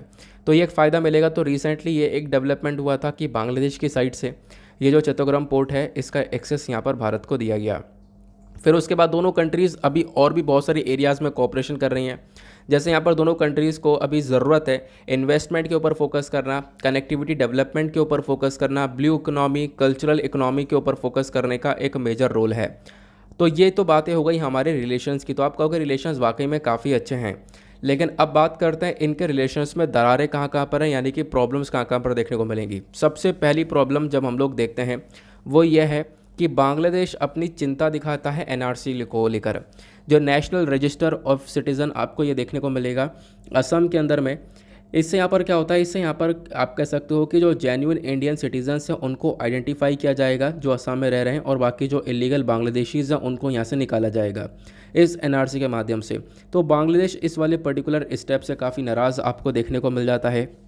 उसके साथ साथ यहाँ पर आप देख पाओगे एक और सबसे बड़ा इशू यह है कि जो चाइना का एक दुनिया का सबसे बड़ा प्रोजेक्ट है वो है बेल्ट एंड रोड इनिशिएटिव। ये चाइना का एक मेजर प्रोजेक्ट है। चाइना फोकस करता है मैं दुनिया भर की कंट्रीज़ को लैंड के माध्यम से और समुद्र के माध्यम से कनेक्ट कर दूं और उनसे व्यापार करूं। तो ये आपको इनिशिएटिव देखने को मिलता है, उसको हम लोग बोलते हैं बेल्ट एंड रोड इनिशिएटिव। तो बेल्ट एंड रोड इनिशिएटिव का पार्ट जो है वो बांग्लादेश आपको देखने को मिल जाएगा, और जबकि इंडिया जो है इस पूरे के पूरे प्रोजेक्ट के काफ़ी ज़्यादा अगेंस्ट में रहता है। ठीक है ना, ये आप देख सकते हो। तो ये एक दूसरा कंसर्न देखने को मिलेगा। तीसरी सबसे बड़ी प्रॉब्लम है सिक्योरिटी सेक्टर के अंदर, क्योंकि बांग्लादेश एक ऐसा देश है जो कि चाइना से बहुत सारे हथियार वगैरह खरीदता है। इनफैक्ट जो सबमरीन्स होती है, पनडुब्बियाँ होती है, वो भी खरीदता है। तो एक सबसे बड़ी प्रॉब्लम यहाँ पर इस वाली चीज़ को लेकर देखने को मिल जाती है इंडिया को। आई होप आप लोगों को यहाँ पर इन दोनों के रिलेशंस को लेकर एक अच्छे से क्लैरिटी मिल चुकी है। अब कोई भी क्वेश्चन आएगा आराम से आप लोग सॉल्व कर पाओगे, चाहे वो मेंस में हो, चाहे वो प्रीलिम्स में हो, चाहे किसी पोर्ट को लेकर या लोकेशन को लेकर हो। आई होप आप लोग यहाँ पे सॉल्व कर पाओगे। चलो आते हैं नेक्स्ट आर्टिकल की तरफ। डायरेक्टली चलते हैं हम लोग अपने एडिटोरियल डिस्कशन पर। आज हमारे छोटे आर्टिकल्स कम थे, लेकिन एडिटोरियल्स बहुत सारे हैं और ज़्यादातर एडिटोरियल्स आज इम्पॉर्टेंट है। सबका यहाँ पे एक प्रॉपर एनालिसिस करेंगे। एक one of the most editorial या फिर एक्सप्लेनर सेक्शन पर ये आर्टिकल आता है, वो बहुत ज़बरदस्त है। मतलब अभी रिसेंटली WTO की 12th मिनिस्ट्रियल कॉन्फ्रेंस हुई है, और उस कॉन्फ्रेंस के अंदर 3 चीज़ों के ऊपर फोकस किया गया है। उन्हीं 3 चीज़ों के बारे में यहाँ पर चर्चा की जा रही है। एक एक करके डिटेल से बात करेंगे, लेकिन उससे पहले हमेशा की तरह हमारा जो मेंस का क्वेश्चन है वो क्या है उसको हम लोग पढ़ लेते हैं। तो आज का 20 जून का डेली मेंस क्वेश्चन यहाँ पे आपको देखने को मिलेगा, बहुत इंपॉर्टेंट है। आपने इसके बारे में पढ़ रखा है, मैंने 3-4 बार पढ़ा रखा है अपने द हिंदू के वीडियो के अंदर, प्लस 2 बार पढ़ा रखा है करंट अफेयर के अंदर, ये मुझे इतना ध्यान है। यहाँ पे मेंशन किया जा रहा है with recent controversy concerning the bulldozer demolition in India. यानी बुलडोज़र की से क्या किया जा रहा है, अभी रिसेंटली यहाँ पर घर वगैरह तोड़े गए इंडिया के अंदर में, तो बुलडोज़र डिमोलिशन वाला यहाँ पे एक कंट्रोवर्सी देखने को मिली है। अब इसी कंट्रोवर्सी से संबंधित आपको बताना यह है कि इंटरनेशनल लॉज क्या बोलते हैं, जो अंतर्राष्ट्रीय कानून है वो क्या बोलते हैं। आपको याद होगा मैंने कितने सारे कानून के बारे में बता रखा था डिटेल से, तो ज़्यादा डिटेल में लिखना नहीं है, सिर्फ और सिर्फ 150 शब्द लिखने हैं। इतना कंटेंट मैंने आपको एक इनफ कंटेंट प्रोवाइड करवा रखा है कि अगर ऐसी चीज़ आए तो आप लोगों ने यहाँ पे आराम से पढ़ रखा है, आप आराम से 150 शब्द लिख सकते हो, इससे ज़्यादा लिख सकते हो। इतना कंटेंट आपके पास ऑलरेडी अवेलेबल है। चाहे तो आप लोग अपना जो मतलब जो भी मैंने आपको दे रखा है सारा के सारे प्रॉपर नोट्स वगैरह पीडीएफ वगैरह, अगर आपने इस पर्टिकुलर टॉपिक से संबंधित चीज़ें तैयार कर रही हैं, जैसे मैं आपसे बोलता हूँ आप हर एक टॉपिक को लेकर पूरा का पूरा डेटा अपने पास तैयार करके रखो, क्योंकि वहाँ पे टाइम भी नहीं मिलने वाला है कुछ सोचने का। तो इसी चक्कर में मैं कोशिश कर रहा हूँ कि ज़्यादा से ज़्यादा जो इंपॉर्टेंट इश्यूज़ हैं उन्हीं के ऊपर मैं आपसे डेली बेसिस पर आंसर राइटिंग करवाऊँ, ताकि आपके पास एक डेटा कलेक्ट हो जाए, आप इन चीज़ों को याद रख सको। तो इस वाले पर्टिकुलर आंसर को आपको लिखना है, और आंसर लिखने के बाद में कहाँ पर सबमिट करना है, आप टेलीग्राम पर जाओगे, Deepak Yadav education mains answer writing type करोगे, आपको मेंस आंसर राइटिंग वाला ग्रुप मिलेगा, वहाँ पे जाके ज्वाइन हो जाना। और वहाँ पर जो भी आंसर मतलब एक तरीके से वहाँ पे आपको एक क्वेश्चन लिखा हुआ मिलेगा, उस क्वेश्चन के नीचे कमेंट लिखा हुआ होगा, उस पर आप जैसे ही क्लिक करोगे वो आपको दूसरे पेज पर लेकर जाएगा। वहाँ पे आप लोग अपने आंसर्स की पिक्चर क्लिक करके सेंड कर सकते हो। और मतलब ख़ास बात यह है कि जितने भी लोग वहाँ पर ऐड हैं वो सब एक दूसरे के आंसर्स को रिव्यू करते हैं, तो यहाँ पे आपको इसमें काफ़ी हेल्प मिलने वाली है। चलो आते हैं अपने वापस से आर्टिकल की तरफ। तो रिसेंटली क्या होता है, यहाँ पे आप कह सकते हो 17 जून को जो हमारे WTO के मेंबर्स होते हैं वो मिनिस्ट्रियल कॉन्फ्रेंस 12 को ख़त्म करते हैं। तो यहाँ पे आप कह सकते हो ये मीटिंग चलती है 12 जून से, वैसे 12 जून से 14 जून तक चलनी थी, लेकिन इसको एक्सटेंड कर दिया गया लास्ट में 17 जून तक यहाँ पर इसको मीटिंग को चलाया गया। इंडिया का एक बहुत बड़ा रोल देखने को मिला है इस पूरे के पूरे मीटिंग के अंदर में। अब इसको समझने से पहले आपको समझना होगा WTO है क्या, WTO का मिनिस्ट्रियल कॉन्फ्रेंस क्या है। जो आप ये समझोगे उसके बाद आगे चीज़ें कनेक्ट कर पाओगे। फिर उसके बाद मैं आपको बताऊंगा भारत ने बेसिकली 3 चीज़ों के ऊपर मेजर फोकस किया है। इंडिया ने यहाँ पर कैसे रिप्रेजेंट किया 3 चीज़ों को लेकर, एग्रीकल्चर को लेकर, फिशरीज सेक्टर को लेकर, और साथ ही साथ हमारा पेटेंट वेवर को लेकर। ये 3 चीज़ों के ऊपर मेजर फोकस रहा भारत का, और सब कंट्रीज़ को भारत ने यहाँ पर मना भी लिया। चलो उसके बारे में चर्चा करेंगे, लेकिन उससे पहले जान लेते हैं WTO that is World Trade Organization है क्या, क्योंकि इसको लेकर UPSC ने मेंस में डायरेक्टली क्वेश्चन पूछा था WTO क्या है और इसके फंक्शंस एंड ऑब्जेक्टिव्स को एक्सप्लेन करो इन 150 वर्ड्स। अब WTO के ओरिजिन के बारे में चर्चा करते हैं। तो WTO बना कैसे, देखो WTO नाम से ही पता चलता है दुनिया में जितना भी व्यापार हो रहा है उसको रेगुलेट करने के लिए, उसको मॉनिटर करने के लिए इस बॉडी को बनाया गया।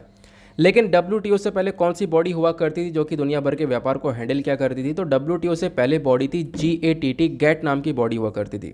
इसकी फुल फॉर्म है general agreement on trade and tariff करके ध्यान रखना। इस बॉडी को क्रिएट किया गया था 1947 में। देन उसके बाद मेंशन किया जाता है, सॉरी ये जो बॉडी है GATT, इसको यहाँ पे हम लोगों ने क्रिएट किया 1947 में। उसके बाद में WTO को बनाते हैं। WTO का क्रिएशन कब किया जाता है, तो WTO को बनाया जाता है एक उरुग्वे कॉन्फ्रेंस चल रहा था उस दौरान, और WTO काम करना स्टार्ट करता है 1 जनवरी 1995 से, ध्यान रखना। तो WTO की स्थापना यहाँ पे मरकेश एग्रीमेंट के तहत होती है, 1995 से ये बॉडी काम कर रही है। अब WTO एक इंटरनेशनल ऑर्गेनाइजेशन देखने को मिलती है जहाँ पे बहुत सारी कंट्रीज़ जो हैं इसका मेंबर हैं, इंडिया भी इसका मेंबर है। अब WTO से पहले जो GATT हुआ करता था, तो GATT को हमने क्यों रिप्लेस किया, मतलब उसको क्यों हटाया, कुछ यहाँ पे डिफरेंस वगैरह है क्या दोनों के बीच में। हाँ, जो GATT था वो बेसिकली सिर्फ और सिर्फ गुड्स के ऊपर ध्यान दिया करता था, गुड्स को मॉनिटर किया करता था, जो भी गुड्स को लेकर व्यापार हो रहा है। लेकिन WTO गुड्स और सर्विसेज दोनों के ऊपर ध्यान रखता है, ये भी आपको ध्यान में रखना है।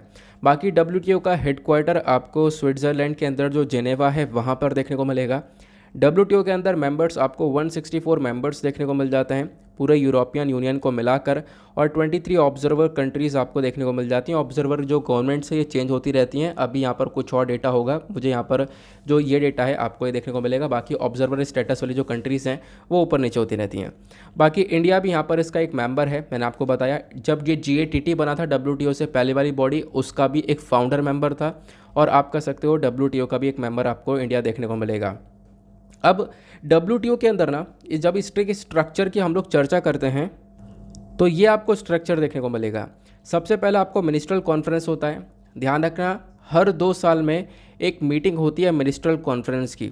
जो अब की बार हुई है जून के महीने में वो 12वीं मीटिंग थी, इसी वजह से इसको MC12 बोला गया है, मिनिस्ट्रियल कॉन्फ्रेंस 12 बोला गया है।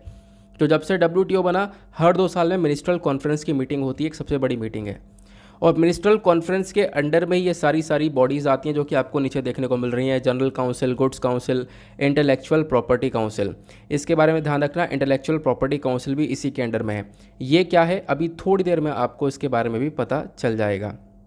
तो इतना क्लियर आग हो गया आप लोग को WTO के बारे में। अब बात करते हैं कि भैया कौन सी मीटिंग हुई है। WTO की 12th मिनिस्ट्रल मीटिंग हुई है, MC12। मैंने आपको बताया हर 2 साल में मीटिंग होती है, तो अब की बार ये वाली मीटिंग देखने को मिली है। अब इसमें बोला क्या जा रहा है कि मैं आपको ये समझाता हूँ। ये पिक्चर यहाँ पर WTO की वेबसाइट पर प्लस सरकार ने भी रिलीज़ करी है।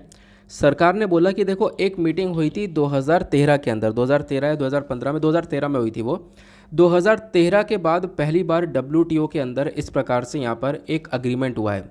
यानी कि जो मीटिंग पहले हो रही थी, एक तो 2013 में बहुत शानदार मीटिंग हुई थी जहाँ पे सारी कंट्रीज़ ने मिलकर एक अच्छा अग्रीमेंट किया था। उसके बाद से कोई भी ज़बरदस्त मीटिंग हुई नहीं है ना। तो उसके 2013 के बाद से अब एक ऐसी मीटिंग हुई है जहाँ पर बिल्कुल एक प्रॉपर अग्रीमेंट किया गया है। तो ये यहाँ पे बोला गया, मतलब एक मीटिंग जो हुई है अब की बार वाली काफ़ी अच्छी थी। और भारत ने यहाँ पर एक बहुत बड़ा रोल किया है, इंडिया ने यहाँ पर एक इम्पॉर्टेंट रोल प्ले किया है। इंडिया यहाँ पे बहुत सारे कंट्री के एग्रीमेंट का यहाँ पर हिस्सा बना। तो यहाँ पे पहला फोकस किया गया है किस चीज़ को लेकर, वैक्सीनेशन को लेकर। जब हम लोग बात करते हैं वैक्सीनेशन को लेकर तो मैं आपको थोड़ा सा बैकग्राउंड पर लेकर चलता हूँ ताकि आप चीज़ों को अच्छे से क्रिस्टल क्लियर कर सको। देखो, भारत ने और साउथ अफ्रीका ने मिलकर कोविड-19 के टाइम पर WTO से ये बोला था कि भैया ट्रिप्स एग्रीमेंट के अंदर छूट दो। ट्रिप्स एग्रीमेंट, ध्यान रखना, ट्रिप्स एग्रीमेंट वही है इंटेलेक्चुअल प्रॉपर्टी राइट्स वाला जो कि मैंने आपको बताया था। इंटेलेक्चुअल प्रॉपर्टी काउंसिल वहाँ पे आपको वो देखने को मिल जाएगा जो कि ट्रिप्स एग्रीमेंट को मेंटेन करके चलता है। अब इसका मतलब क्या समझते हैं।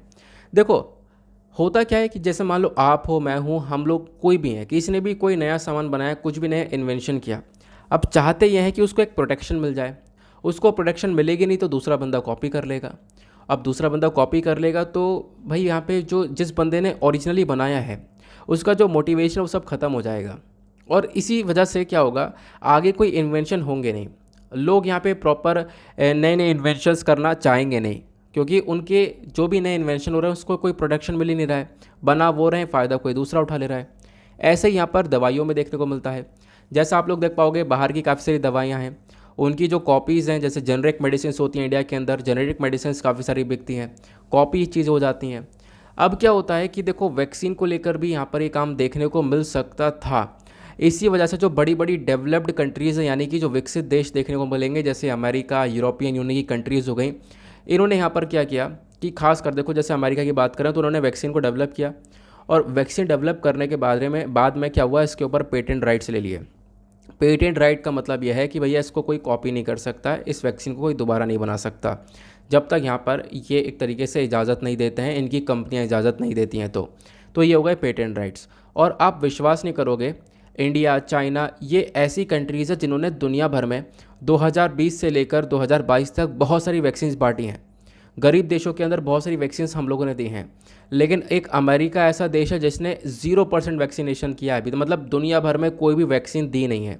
और आपको मैं बता दूं कि साउथ अफ्रीका के अंदर, साउथ अफ्रीका कह रहा हूँ, पूरे अफ्रीकन कॉन्टिनेंट के अंदर बहुत सारी कंट्रीज़ हैं जो कि अभी भी यहाँ पर बहुत कम वैक्सीनेशन ही ले पाई हैं। मतलब कहीं पर 7%, कहीं पर 6% ही वैक्सीनेशन हो पाया है, यानी कि डबल डोज हो पाई हैं। तो आप इमेजिन कर सकते हो कि ये कंट्रीज़ बुरी तरह से सफ़र कर रही हैं। यहाँ पर वैक्सीनेशन की अवेलेबिलिटी बिल्कुल भी है नहीं। तो इसीलिए साल 2020 के एंड में भारत और साउथ अफ्रीका दोनों कंट्रीज़ खड़ी होती हैं और दोनों का मेजर फोकस ये होता है कि हम लोग यहाँ पे क्या करें, WTO से बोलें कि भाई ये जो ट्रिप्स एग्रीमेंट है जिसके तहत यहाँ पर अपनी वैक्सीनेशन को रजिस्टर करवा रखा है इन कंट्री ने, जिसके तहत इस वैक्सीनेशन को, इस वैक्सीन को कोई कॉपी नहीं कर सकता। अगर ये अलाउ करें तो भारत इसकी काफ़ी सारी कॉपीज़ बना दे और बनाने के बाद में डेवलपिंग कंट्री से पहुँचा दे, और जो लीस्ट डेवलप्ड कंट्रीज़ है वहाँ पर पहुँचा दे। ऐसा चाइना कर ले तो ये भी यहाँ पर आपको देखने को मिलेगा, लेकिन यहाँ पर ऐसा कुछ हुआ नहीं। तो इंडिया साउथ अफ्रीका 2020 से ही जोर डाल रहे हैं WTO के ऊपर कि इस पेटेंट के ऊपर वेवर दिया जाए, पेटेंट वेव किया जाए, यानी कि छूट दी जाए। अगर यहाँ पर छूट दी जाती है तो इससे क्या होगा, ये जो कंट्रीज़ हैं वो यहाँ पर जैसे कि इंडिया हो गया और कंट्रीज़ हो गई, इन वैक्सीनेशंस को बना पाएंगे, इन वैक्सीन्स को बना पाएंगे बेसिकली सस्ते दाम में, बहुत कम दाम में। लेकिन यहाँ पे अमेरिका लंबे समय से इसको इग्नोर करता हुआ आया, कोई भी छूट नहीं दी है ना, भारत ने बार बार इसके ऊपर जोर डाला, साउथ अफ्रीका ने बार बार इसके ऊपर जोर डाला, लेकिन अब की बार जो मिनिस्ट्रल कॉन्फ्रेंस 12 हुआ है, यहाँ पे जो अग्रीमेंट हुआ है वो अब हो चुका। तो वैक्सीन पर भारत के ट्रिप्स प्रस्ताव को स्वीकार कर लिया गया है, जो अब की बार MC-12 वाली मीटिंग हुई है। तो मतलब इसके ऊपर थोड़ी सी छूट दी जाएगी, लेकिन थोड़ी सी छूट मिल रही है। और इसकी आलोचना ये भी है कि भाई बहुत थोड़ी सी छूट दी जा रही है, कंडीशन बेस्ड छूट दी जा रही है, जिसको हम लोग यहाँ पे लाइसेंस डील के नाम से जान रहे हैं, ठीक है ना। तो आप लोग यहाँ पर ये ध्यान रख सकते हो। तो मेंशन किया गया कि देखो अब जो वैक्सीनेशन है उसके लिए ट्रिप्स जो एग्रीमेंट में भारत अपना यहाँ पे चाहता था कि भाई इसके अंदर एक छूट दी जाए, वो यहाँ पे प्रपोजल एक्सेप्ट कर लिया गया है। अब यहाँ पे आप कह सकते हो हम लोग पेटेंटेड वैक्सीन्स को प्रोड्यूस कर सकते हैं सिर्फ और सिर्फ डोमेस्टिक यूज़ के लिए और साथ ही साथ एक्सपोर्ट के लिए। तो अब उसका उत्पादन कर सकेंगे, यानी कि हम अपने कंट्री में बना सकेंगे, जो कि पहले नहीं बना पा रहे थे। ये एक बहुत बड़ा डेवलपमेंट हुआ है और इससे क्या होगा, जो गरीब देश हैं उनको बहुत फ़ायदा होगा। सस्ती दरों पर जो वैक्सीन है, इसकी पहुंच से जो गरीब देश हैं वो डेफिनेटली अपने कंट्रीज़ को वैक्सीनेट कर पाएंगे, ठीक है ना। तो ये चीज़ें आपको देखने को मिल जाती हैं। तो ये तो हो गया हमारा वैक्सीनेशन को लेकर। उसके बाद एक और स्टेप भारत ने उठाने के लिए बोला था, वो था थेरोपॉटिक्स को लेकर, यानी आप कह सकते हो मेडिसिन को लेकर। हालांकि उसको यहाँ पर कोई प्रॉपर छूट नहीं दी गई है, लेकिन वैक्सीनेशन को लेकर जो हमारा फोकस था कि हाँ इसके ऊपर छूट दी जानी चाहिए, वो यहाँ पर हो गया है, क्लियर हुआ है। तो पहली चीज़ आपको क्लियर हो चुकी है बिल्कुल बैकग्राउंड के साथ में। चलो आते हैं अब हम लोग दूसरे इंपॉर्टेंट पॉइंट के ऊपर। ये तो पहला पॉइंट क्लियर हुआ WTO की मीटिंग में। जो दूसरा पॉइंट हुआ है वो है फिशरीज़ को लेकर, यानी कि मछलियों को लेकर। तो देखो यहाँ पे क्या हो रहा है ना कि भारत का जो एक्सक्लूसिव इकोनॉमिक जोन देखने को मिलता है, इसके अंदर जो मछली पकड़ने के लिए सब्सिडी होती है, उसके ऊपर इन कंट्रीज़ ने बोला कि भाई हम लोग रिस्ट्रिक्शंस लगाएंगे। मतलब क्या, मैं आपको समझाता हूँ। देखो होता है क्या है ना, आज के टाइम पर जो फिशरीज सेक्टर है वो बहुत इंपॉर्टेंट है बहुत सारे देश के लिए। यहाँ पे जो मछली है वो बहुत इंपॉर्टेंट है। हालांकि इंडिया के अंदर हम लोग जो है काफ़ी सारी खेती करते हैं, बहुत सारे वेजिटेबल्स फ्रूट्स को भी कंज्यूम करते हैं, लेकिन बहुत सारे देश, एग्जाम्पल के तौर पर जापान आप देख पाओगे, ये लोग ज़्यादातर जो फूड खाते हैं सी फूड खाते हैं, या फिर ज़्यादातर मछलियाँ ही यहाँ पर इनका फूड बन जाती हैं। अब हुआ क्या, इसके चक्कर में फिश वाला जो सेक्टर है फिशिंग वाला, वो बहुत ज़्यादा बड़ा आपको देखने को मिलेगा। अब इंडिया के अंदर में भी क्या होता है कि देखो बहुत सारे लोग इसी मछली पालन के ऊपर, या सॉरी मछली पकड़ने के ऊपर डिपेंडेंट हैं। अब इसी के ऊपर डिपेंडेंट है, इसी को बेचते हैं, यहीं से पैसा कमाते हैं। तो भारत का जो एक्सक्लूसिव इकोनॉमिक जोन है, तो आपको 1 मिनट, ये एक्सक्लूसिव इकोनॉमिक जोन क्या है। तो देखो एक्सक्लूसिव इकोनॉमिक जोन मैंने आपको पहले पढ़ा रखा है। इंडिया की जो बेस लाइन है उससे 200 नॉटिकल माइल्स तक का जो एरिया आपको देखने को मिल जाता है, आगे तक का कुछ किलोमीटर्स तक का जो कि समुद्र का हिस्सा होगा, वो इंडिया के अंदर आएगा। तो यहाँ पे क्या होता है, भारत जो है मछली पकड़ने के लिए इन लोगों को सब्सिडी देता है, यानी कि इन लोगों को हम लोग कुछ पैसा प्रोवाइड करवा देते हैं, रिटर्न में इनको कुछ पैसा मिल जाता है, ठीक है। तो सब्सिडी वगैरह मिल जाती हैं। तो इसके ऊपर इन कंट्रीज़ ने बोला आप रिस्ट्रिक्शन लगाओ, सब्सिडीज़ वगैरह मत दो, तो इससे यहाँ पर आप कह सकते हो कि जो ये फ़िशिंग है वो थोड़ी सी कम हो जाएगी। तो भारत ने बोला नहीं देखो ये काफ़ी इंपॉर्टेंट है हमारे लिए, तो हम लोग यहाँ पर बेसिकली कोई भी एक तरीके से मतलब कि जो सब्सिडी वगैरह है वो उसके ऊपर कोई रोक नहीं लगा सकते, हम सब्सिडी देंगे, जो हमारे जो फिशर वाले फार्मर हैं उनको सब्सिडी दी जाएगी। तो पहला पॉइंट ये हुआ, इंडिया ने यहाँ पर सिक्योर कर लिया है, अपनी एक बहुत बड़ी जीत को सिक्योर कर लिया अपने फिशरमैन्स के लिए, अपने मछुआरों के लिए। तो सब्सिडी के ऊपर कोई रोक नहीं रहेगी, क्योंकि पहले ये लोग फोकस कर रही थी, बड़ी बड़ी कंट्रीज़ कर रही थी कि भारत को सब्सिडी के ऊपर रोक लगानी होगी, तो अब यहाँ पर कोई रोक नहीं होगी। प्लस यहाँ पर आप कह सकते हो कि और भी जैसे कि जो चेक कंट्रोल ऑन जो इलीगल और अनरेगुलेटेड फिशिंग है उसके ऊपर डेफिनेटली ध्यान दिया जाएगा। मतलब कि देखो जो क्या होता है ना, बड़े बड़े ये कंट्रीज़ हैं, इनके थ्रू मतलब इनके पास इलीगल ट्रॉलिंग वाली बोटिंग देखने को मिलती है। ट्रॉलिंग वाली जो बोट होती है वो क्या करती है, बहुत सारे मछलियों को एक साथ पकड़ लेती है। अब इलीगल तरीके से फ़िशिंग की जाती है, अवैध तरीके से। तो यहाँ पर आप कह सकते हो इंडिया ने बोला है कि बिल्कुल हम लोग जो ये इलीगल फ़िशिंग है, अनरेगुलेटेड फ़िशिंग है, इसके ऊपर चेक और कंट्रोल के ऊपर बिल्कुल हम लोग ध्यान देने वाले हैं। तो बेसिकली भारत के मछुआरों के लिए एक जीत हासिल कर ली है भारत ने। आई होप आप लोगों ने यहाँ पर इसको भी अच्छे से समझ लिया है। तो ये दोनों पॉइंट तो मैंने आपको क्लियर करवा दिए, फिशरीज़ के बारे में क्लियर हो गया, और बाकी यहाँ पे आपको वैक्सीनेशन के बारे में अच्छे से पेटेंट वेवर को लेकर, पेटेंट रिलैक्सेशन को लेकर क्लियर हो गया। अब हम लोग बात करते हैं यहाँ पर एग्रीकल्चर सेक्टर के बारे में। एग्रीकल्चर सेक्टर में देखो क्या है ना, ये बड़ी बड़ी जो कंट्रीज़ हैं इन्होंने भारत के ऊपर जोर डाला किस चीज़ को लेकर, कि भारत यहाँ पे क्या करता है, इन कंट्रीज़ मतलब अपने कंट्री में किसानों को बहुत ज़्यादा सब्सिडी देता है, और प्लस उसके बाद यहाँ पर इन कंट्रीज़ का कहना यह है कि इंडिया ने जो अभी रिसेंटली कुछ अनाज को बैन कर दिया एक्सपोर्ट करने से कि हम लोग एक्सपोर्ट नहीं करेंगे, ऐसा नहीं करना चाहिए। इंडिया को यहाँ पे लगातार एक्सपोर्ट करते रहना चाहिए। तो भारत ने यहाँ पर भी अपनी जीत हासिल करी। भारत ने बोला देखो ऐसा हम लोग नहीं कर सकते। क्यों? क्योंकि हम लोग को ध्यान रखना है अपने कंट्री का पहले। हमारी कंट्री की आबादी काफ़ी ज़्यादा है। हम लोग यहाँ पे एमएसपी पर यानी मिनिमम सपोर्ट प्राइस पर फार्मर से अनाज को ख़रीदते हैं और अपने स्टॉक में रखते हैं। 2 साल तक का हम लोगों ने इवन स्टॉक मेंटेन करके रख रखा है। लेकिन हमारी कंट्री जो है वो एक तरीके से देखो पॉपुलेशन काफ़ी ज़्यादा है, तो कोई भी क्राइसिस होता है तो यहाँ पर फेस करना काफ़ी मुश्किल रहेगा। तो इसी वजह से हम लोग यहाँ पर इस स्टॉक को मेंटेन करके रखते हैं। तो यहाँ पे इन कंट्रीज़ का कहना ये था आप स्टॉक क्यों मेंटेन कर रहे हो, इससे अच्छा यहाँ पर आपके घर पे इतना सारा उत्पादन हो रहा है तो स्टॉक को खाली करो, उसको एक्सपोर्ट करना चालू करो। तो हमने बोला नहीं, हम लोग यहाँ पे उसको खाली नहीं कर सकते।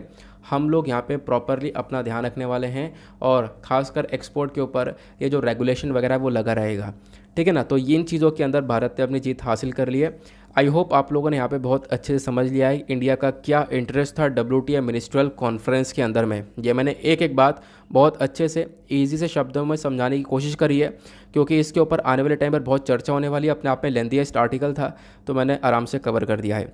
आगे आते हैं अगले आर्टिकल की तरफ। देन उसके बाद इंडियन एक्सप्रेस पर आते हैं। इंडियन एक्सप्रेस पर भी कुछ इंपॉर्टेंट आर्टिकल्स हैं। यहाँ पे भी काफ़ी इंटरेस्टिंग से आर्टिकल देखने को मिलेंगे। एक आर्टिकल ये है नेशनल हेराल्ड केस के बारे में चर्चा करता है। आपको नहीं पढ़ना है, मैं ऑलरेडी पढ़ा चुका हूँ उसके बारे में। मैं कोशिश करूँगा उस वीडियो का लिंक आपको नीचे डिस्क्रिप्शन बॉक्स में दे दूँ। वैसे हम लोगों ने डिटेल से पढ़ रखा है, ठीक है। इवन मैं आपको बता देता हूँ कि आप लोग क्या करना, कौन सी तारीख वाला वीडियो जाकर देखना। उस तारीख के वीडियो में सबसे पहला ही आर्टिकल जो है मैंने इस नेशनल हेराल्ड केस के बारे में डिस्कस किया है। मैंने आपको पूरा केस समझा रखा है। क्योंकि थोड़ा टाइम ज़्यादा कंज्यूम हो जाएगा तो आपको करना क्या है, यूट्यूब पर जाना, 14 जून 2022 न्यूज़पेपर एनालिसिस बाय दीपक यादव एजुकेशन टाइप करना, आपके सामने वाला वीडियो ओपन होगा। उस पर इनफैक्ट थंबनेल ही नेशनल हेराल्ड करप्शन केस का लगा हुआ है। 47,000 लोग वो वीडियोज़ देख चुके हैं, तो वो वीडियो देख चुके हैं, तो आप लोग भी जाकर एक बार देख सकते हो। उसमें मैंने पहला ही आर्टिकल नेशनल हेराल्ड, पहला शायद या फिर तीसरा आर्टिकल मैंने इस केस के बारे में समझा है। तो आप लोग एक बार वहाँ से गो थ्रू कर सकते हो, ठीक है। मैंने आपको बता दिया है, आराम से आप लोग पहुँच सकते हो। क्योंकि अभी हमारे पास कुछ और भी चीज़ें डिस्कस करने के लिए जो कि इंपॉर्टेंट है, जैसे ये वाला आर्टिकल। ये आर्टिकल बहुत इंपॉर्टेंट हो चुका है। इसके बारे में आज से हमने 3 महीने पहले, इनफैक्ट यहाँ पर मैं आप कह सकता हूँ कि 3-4 महीने पहले हम लोगों ने चर्चा की थी। जूलियन असांज की कंट्रोवर्सी रिसेंटली यहाँ पर किसी ने भी इतनी ज़्यादा कवर करी नहीं है, तो मैं आपको कोशिश करूँगा थोड़ा सा समझाने के बारे में। तो ये कंट्रोवर्सी क्या है, प्लस इंडिया से संबंधित कुछ चीज़ें भी हम लोग डिस्कस करने वाले हैं। जूलियन असांज बेसिकली एक व्यक्ति आपको देखने को मिलेंगे। अब ये चर्चा में इसलिए आ गए हैं क्योंकि फ्राइडे में क्या हुआ, जो यूके के होम सेक्रेटरी हैं प्रीति पाटिल, इन्होंने यहाँ पर जूलियन असांज का जो एक्सट्रेडिशन है उसको अप्रूवल दे दिया है। एक्सट्रेडिशन मतलब जूलियन असांज को इस देश से निकाल कर यूएसए को सौंप दिया जाएगा। यूएसए यहाँ पे जूलियन असांज की मांग कर रहा है कि मुझे ये असांज चाहिए, क्योंकि जूलियन असांज के ऊपर यूएस ने यानी अमेरिका ने बहुत सारे क्रिमिनल चार्जेस लगा रखे हैं। तो आप कहोगे ये अमेरिका मांग रहा है जूलियन असांज को, ये व्यक्ति यूके के अंदर है और इस व्यक्ति की जो मतलब ओरिजिन है यानी कहाँ से आया है, ऑस्ट्रेलिया से आया है। तो मतलब क्या कंट्रोवर्सी रही होगी, तो आपको समझाता हूँ। एक पिक्चर प्रकार का, जैसे मूवी होती है ना, उस प्रकार की चीज़ें यहाँ पर देखने को मिली हैं। एक एक करके समझेंगे पिक्चर्स के माध्यम से। नाउ जो आप लोग यहाँ पे पिक्चर देख पा रहे हो ये जूलियन असांज का है। अब जूलियन असांज कौन है, ये है विकीलीक के फाउंडर। विकीलीक जैसा आपको विकीपीडिया देखने को मिलता है उसी प्रकार का विकीलीक है, जो कि बहुत सारी इन्फॉर्मेशन को लीक करता है, ठीक है। तो यहाँ पर इन्होंने ही अमेरिका की बहुत सारी इन्फॉर्मेशन लीक करी थी। वो इन्फॉर्मेशन क्या थी आगे मैं आपको बताऊंगा। तो इन्होंने इन्फॉर्मेशन लीक करी अमेरिका की, जिस वजह से क्या हुआ, अमेरिका जो है यहाँ पे अभी जूलियन असांज के पीछे पड़ा हुआ है। अब उसके बारे में चर्चा करेंगे। ये केस पता है 2010 का है, बहुत पुराना केस आपको देखने को मिल जाएगा। इनफैक्ट बहुत सारे लोग जूलियन असांज के सपोर्ट में हैं। यहाँ पे आप देख पाओगे जो पोस्टर दिख रहा है कि जर्नलिज्म कोई क्राइम नहीं है, डोंट एक्स्ट्राडाइट असांज, क्योंकि जूलियन असांज आज के टाइम पर यूके के अंदर है, ठीक है ना, यूनाइटेड किंगडम है। अब यूनाइटेड किंगडम में है तो अमेरिका मांग कर रहा था कि भाई ये जूलियन असांज चाहिए हमें। तो अब फाइनली जो एक्स्ट्राडिशन यानी कि जूलियन असांज को अमेरिका को सौंप देने की जो बात है उसको अप्रूव कर दिया गया यूके के थ्रू। इस वजह से यहाँ पर चर्चा में है। तो लोगों का कहना यह है कि बिल्कुल यहाँ पर एक्स्ट्राडिशन बिल्कुल नहीं करना चाहिए, असांज को फ्री कर दो, है ना। तो असांज को यहाँ पर ज़बरदस्ती एक तरीके से फंसाया जा रहा है, तो यहाँ पर इनको फ्रीज कर देना चाहिए, एक तरीके से फ्री कर देना चाहिए, ये यहाँ पर बोला जा रहा है। इनफैक्ट इसी चक्कर में जो यूके है, यूके की काफ़ी आलोचना हो रही है। यहाँ पे बोला जा रहा है जो ब्रिटिश जस्टिस सिस्टम है उसको यहाँ पे लोग रिप बोल रहे हैं, तो ब्रिटिश जस्टिस सिस्टम के सपोर्ट में नहीं आ रहे हैं। लोगों का कहना यह है कि जूलियन असांज को बचाया जाए, अमेरिका के हाथों से जूलियन असांज को यहाँ पे प्रोटेक्शन दी जाए। चलो अब यहाँ पे बात करते हैं। तो ये विकीलीक फाउंडर जूलियन असांज देखने को मिल जाते हैं, इनके बारे में चर्चा करी है। अब मैं आपको बताता हूँ आखिरकार इन्होंने करा क्या था। देखो इन्होंने करा ये कि जब यहाँ पे क्लिंटन साहब की सरकार हुआ करती थी अमेरिका के अंदर में, तो यहाँ पर मतलब क्लिंटन प्रेसिडेंट हुआ करते थे, तो उन्हीं के वाइफ के क्या करे बहुत सारे ईमेल्स वगैरह लीक कर दिए जूलियन असांज ने। बहुत सारा मतलब एक हैकर रहे हैं शुरू से ही, अब शुरू से हैकर रहे हैं तो उन्होंने काफ़ी सारी इन्फॉर्मेशन वगैरह लीक कर दी थी। और वो इन्फॉर्मेशन जो है वो काफ़ी मतलब एक तरीके से इतनी ज़्यादा कंट्रोवर्शियल थी कि अमेरिका के अंदर क्लिंटन की जो सरकार है वो यहाँ पर ख़त्म हो गई। अब वो सरकार के अंदर एक बहुत बड़ी गिरावट आई और सरकार ख़त्म होकर उसके बाद आप कह सकते हो कि डोनाल्ड ट्रंप इतने खुश हुए कि डोनाल्ड ट्रंप ने यहाँ पर थैंक यू वगैरह बोला जूलियन असांज को। अभी आगे मैं आपको इसके बारे में बताऊँगा। तो ऐसा किया देखो पहली चीज़ तो आपको बताता हूँ कि जूलियन असांज ने क्या किया कि जो अमेरिका से इन्फॉर्मेशन है वो लीक करी। इन्फॉर्मेशन ये थी कि देखो जो गल्फ़ वॉर चल रहा था इसमें इराक, सीरिया, ये जो कंट्रीज़ हैं यहाँ पे वॉर चल रहा था। तो जूलियन असांज बोलते ये हैं कि इराक के अंदर लगभग 60,000 से ज़्यादा लोगों को मार दिया गया या फिर 60,000 से ज़्यादा लोगों की जान गई है। उसके पीछे के जो रिस्पॉन्सिबल कंट्री है वो सिर्फ और सिर्फ अमेरिका है, क्योंकि उस गल्फ़ वॉर के अंदर अमेरिका का बहुत बड़ा हाथ था। तो अमेरिका की वजह से उन 60,000 से ज़्यादा लोगों की जान गई है, ऐसा यहाँ पर जूलियन असांज ने इसको लीक किया। अब दुनिया भर को ये बात पता चलती है, न केवल इराक के अंदर, उसके साथ साथ जूलियन असांज अफ़गान वॉर के बारे में चर्चा करते हैं। इनके यहाँ पर उन्होंने यहाँ पर रिलीक करा है अफ़गान वॉर के बारे में भी। तो अफ़गान वॉर में भी बहुत सारे लोगों की जो जान गई है वो सिर्फ़ और सिर्फ यहाँ पे अमेरिका की वजह से गई है, ऐसा यहाँ पर जूलियन असांज ने बताया। तो 2010 में यहाँ पर ये लीक करते हैं इराक और अफ़गानिस्तान के अंदर जो भी हुआ है, जो भी लोगों की जान गई है, उसके बारे में जो रिस्पॉन्सिबल है वो यूएस है, ऐसा उन्होंने 2010 में लीक किया। अब 2010 में जब दुनिया भर को बातें पता चलती हैं तो आप कह सकते हो कि इनके ऊपर जो अमेरिका वो काफ़ी नाराज़ हो जाता है। इनफैक्ट यहाँ पे आप कह सकते हो कि इनके ऊपर क्रिमिनल चार्जेस वगैरह चलाए जाते हैं, क्योंकि वहाँ की जो सरकार है अमेरिका की वो काफ़ी ज़्यादा प्रभावित हो जाती है इस स्टेप से। लोग जो है यहाँ पर बिल्कुल भी सपोर्ट नहीं करते।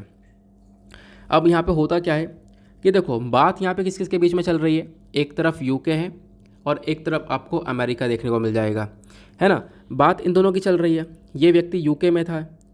हुआ क्या यहाँ पर, इतने में ही इन दोनों कंट्रीज़ के बीच में स्वीडन आ गया। स्वीडन की पुलिस यहाँ पे असांज को अरेस्ट करने के लिए यूके में आ गई। आप कहोगे स्वीडन बीच में क्यों आ गया, मैं आपको बताता हूँ।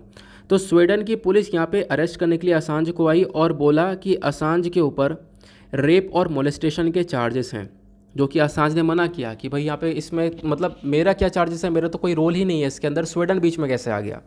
तो स्वीडन बेसिकली यहाँ पे अमेरिका के सपोर्ट में था। अमेरिका का एक बहुत बड़ा इम्पैक्ट स्वीडन पर देखने को मिलेगा। तो यूके से यहाँ पर जूलियन असांज निकल नहीं रहा था, तो स्वीडन यहाँ पे गया। स्वीडन ने बोला कि भैया रेप के चार्जेस हैं, मोलेस्टेशन के चार्जेस हैं, इस वजह से हम लोग जूलियन असांज को अरेस्ट करने के लिए आए हैं ताकि इसको अमेरिका वापस से लेकर जाया जाए। लेकिन आप सोचोगे क्या अरेस्ट कर लिया? नहीं। अब यहाँ पे क्या होता है, इंटरेस्टिंग सा सुनना। ये जो असांज है, जूलियन असांज, ये भागते भागते जाते हैं। ये भागते हैं और स्वीडन की पुलिस इनको वैसे पकड़ नहीं पाती है। भागते भागते जाकर इक्वाडोर की एम्बेसी के अंदर बैठ जाते हैं। अब इसका मतलब क्या हुआ, अब इसको समझते हैं। देखो होता क्या है, जैसे इंडिया हुआ या कोई भी देश हुआ, उस देश के अंदर अलग अलग देशों की एम्बेसीज़ होती हैं। जैसे यहाँ पे यूके की बात कर रहे हैं तो यूके में भी अलग अलग देशों की एम्बेसी हैं। जैसे इंडिया में दिल्ली में आपको हर देश की एम्बेसी देखने को मिल जाती है, वैसे ही यहाँ पर आप देख पाओगे यूके में अलग अलग देशों की एम्बेसी है। तो इक्वाडोर नाम का एक देश है, ध्यान रखना। Ecuador basically south American country है। इक्वाडोर के नीचे पेरू आता है, आपको पता होगा, हमने काफ़ी बार चर्चा कर रखी है। तो एक ये साउथ अमेरिकन कंट्री है। इक्वाडोर की एम्बेसी भी यूके के अंदर थी। तो जब स्वीडन की पुलिस यहाँ पे जूलियन असांज को अरेस्ट करने के लिए आती है तो जूलियन असांज यहाँ पे भागते भागते इक्वाडोर के एम्बेसी के अंदर एंटर कर जाते हैं। इक्वाडोर की एम्बेसी में बैठते हैं और लगभग 6 साल 10 महीने के आसपास यहाँ पे इक्वाडोर की एम्बेसी के अंदर, एक छोटे से एम्बेसी के अंदर ही यहाँ पर वो गुजारा चलाते हैं, वहाँ पे वो रहते हैं। अब ऐसा क्यों हुआ, क्योंकि यहाँ पर आप कह सकते हो किसी भी कंट्री की जो एम्बेसी अगर किसी दूसरे देश में होती है तो मतलब वो बेसिकली यहाँ पर उसी कंट्री का है। मतलब क्या है कि देखो यूके में इक्वाडोर की एम्बेसी है, तो एम्बेसी के अंदर जो भी चीज़ें हैं वो इक्वाडोर के हिसाब से चलती है। मतलब आप इक्वाडोर के अंदर एंटर कर गए, एम्बेसी के अंदर एंटर कर गए, तो इसी चक्कर में यहाँ पर आप कह सकते हो ये जूलियन असांज को अरेस्ट नहीं कर पाए स्वीडन की पुलिस, और स्वीडन की पुलिस फिर वहाँ से निकल जाती है। अब इतने समय में मतलब 6 साल से ज़्यादा हो गया, 6 साल से ये यहाँ पर इक्वाडोर के अंदर इसी एम्बेसी में रहते हैं।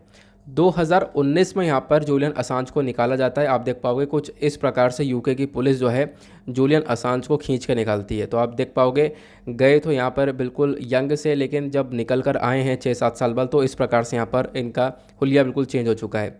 तो यूके की पुलिस ने यहाँ पर इनको बाद में खींच के निकाला। तो आप कहोगे ऐसा क्यों, 6 साल 10 महीने तक यहाँ पे ये अंदर रुके रहे, तो बाद में कैसे क्यों निकाला गया? तो उसके पीछे का भी आपको रीज़न देखने को मिलेगा।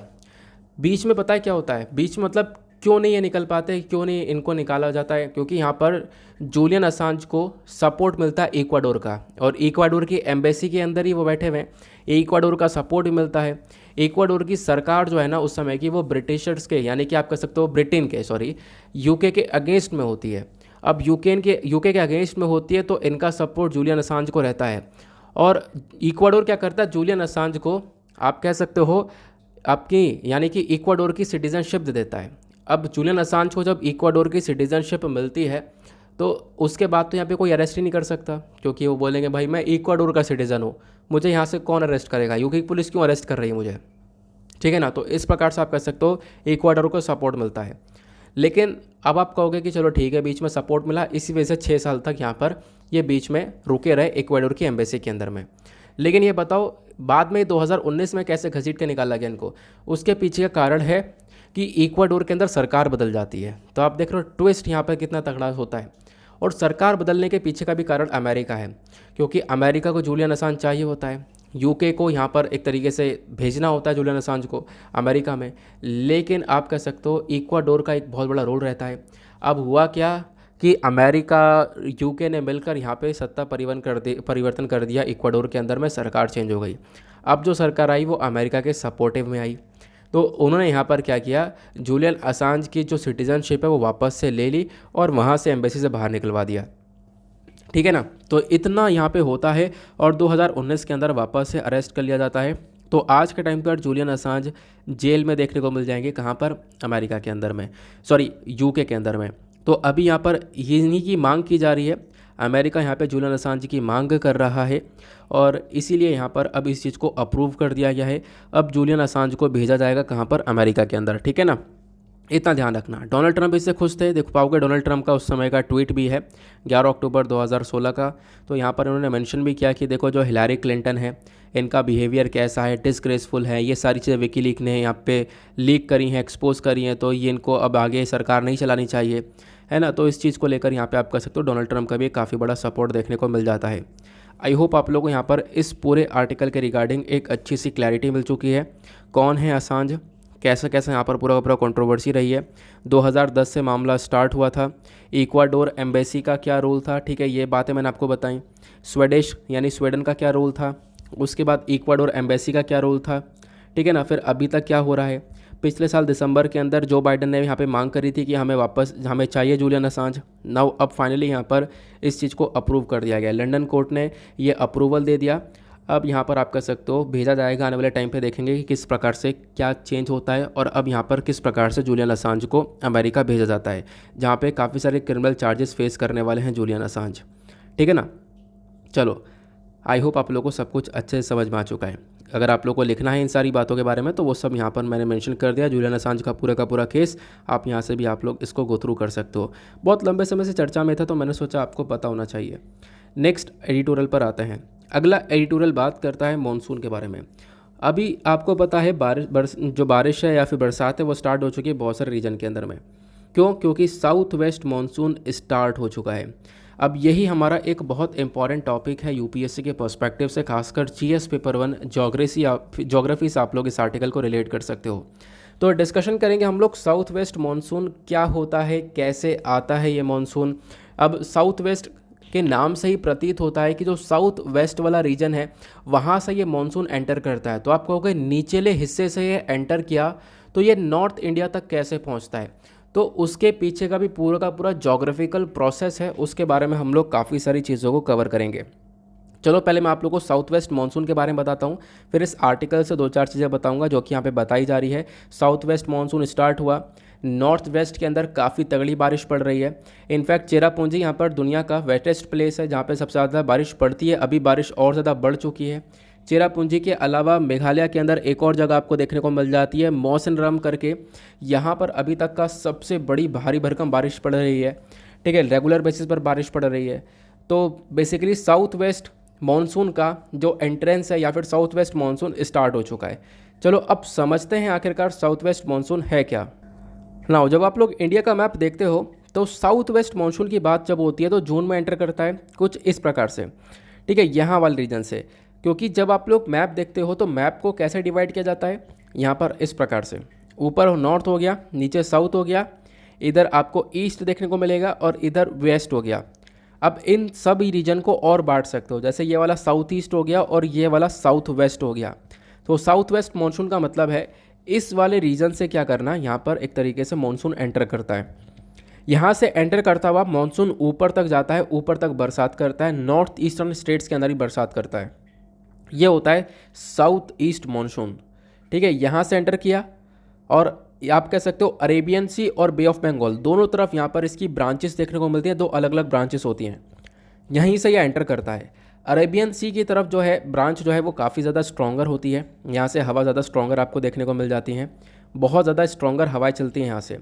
और इसी चक्कर में आप लोग देख पाओगे इंडिया में सबसे पहली बार बारिश कहाँ पे होती है, सबसे पहली बार बारिश होती है वो होती है केरला के अंदर, क्योंकि केरला में सबसे पहली बार ये साउथ वेस्ट मानसून एंटर करता है।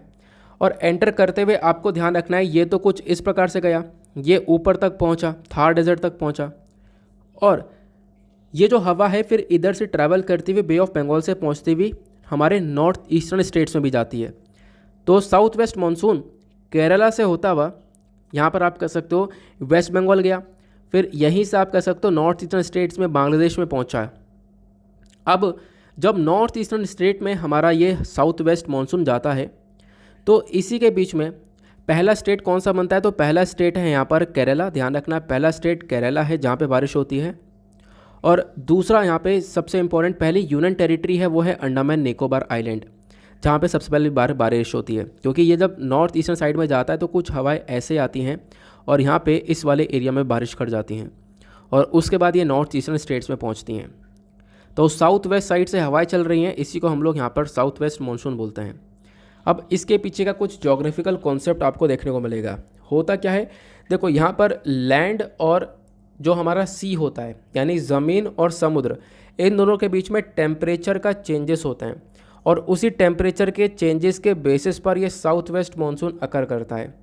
मैं आपको समझाता हूँ यहाँ पर एक चीज़, जैसा आप लोग देखोगे आखिरकार यहाँ पे गर्मियों में ये क्यों आता है, मैं आपको समझाता हूँ। देखो होता क्या है, ये आपको देखने को मिलता है दिसंबर के समय पर, मान लो दिसंबर का महीना है तो दिसंबर के समय पर होता क्या है कि जो नदन साइड है, नदन साइड पर नॉर्दर्न साइड में आपको गर्मी ज़्यादा देखने को मिलती है, सॉरी ठंड ज़्यादा देखने को मिलती है, और सदर्न साइड में जो साउथ वाला एरिया है यहाँ पे गर्मी ज़्यादा होती है। ठीक है, दिसंबर के टाइम पर।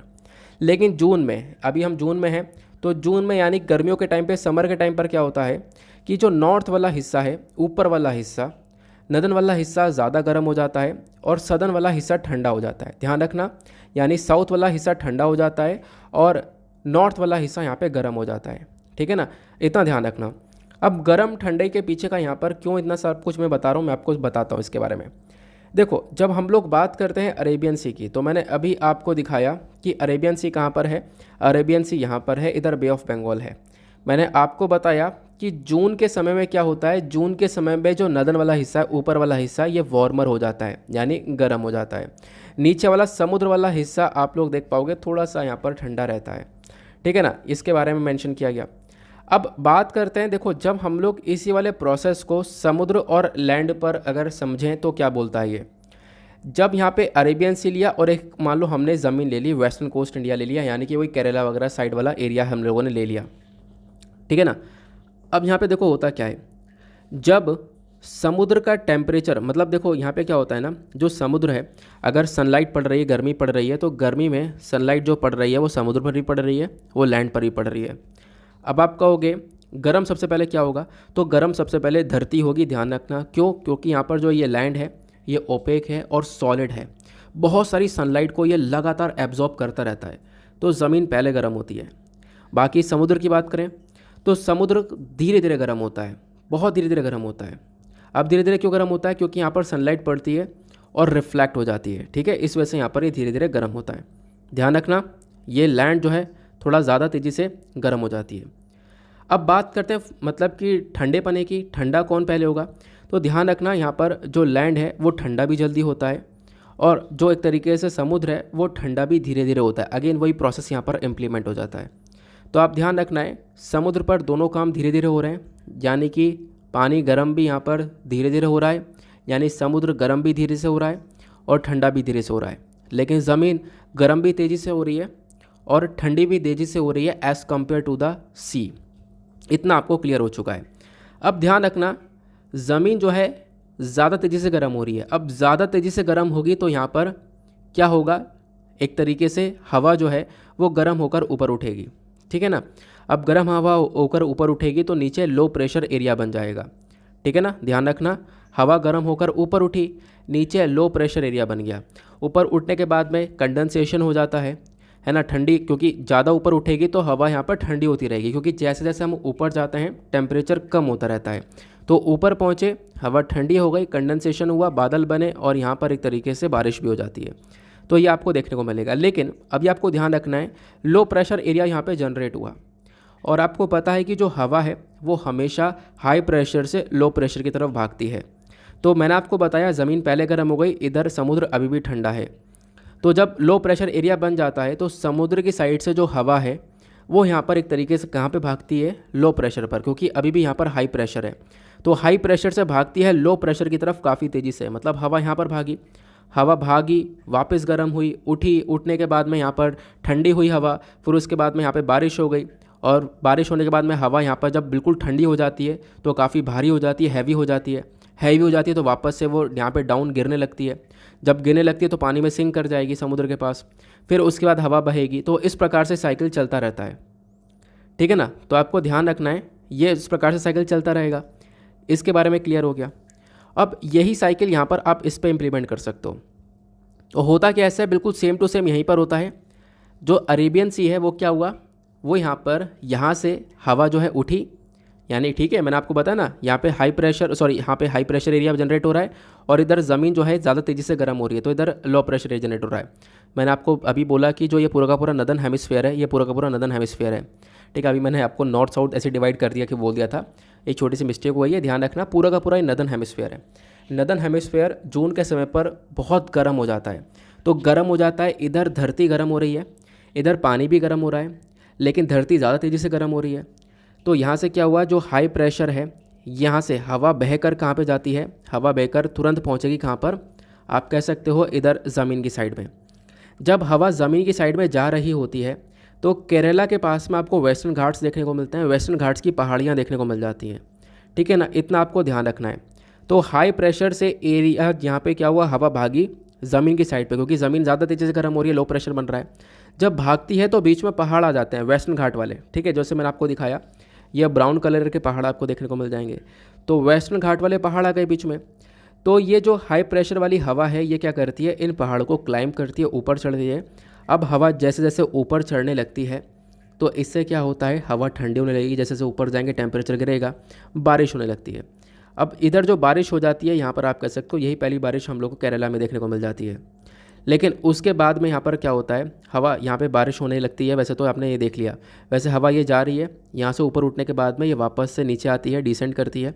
और जब, क्योंकि मैंने आपको बताया ऊपर जाओगे तो टेम्परेचर कम हो रहा है, नीचे वापस से आ रही है तो नीचे धरती गर्म हो रही है, क्योंकि गर्मी पड़ रही है, तो टेम्परेचर बढ़ने लगता है, तो इधर लो प्रेशर एरिया बनने लगता है।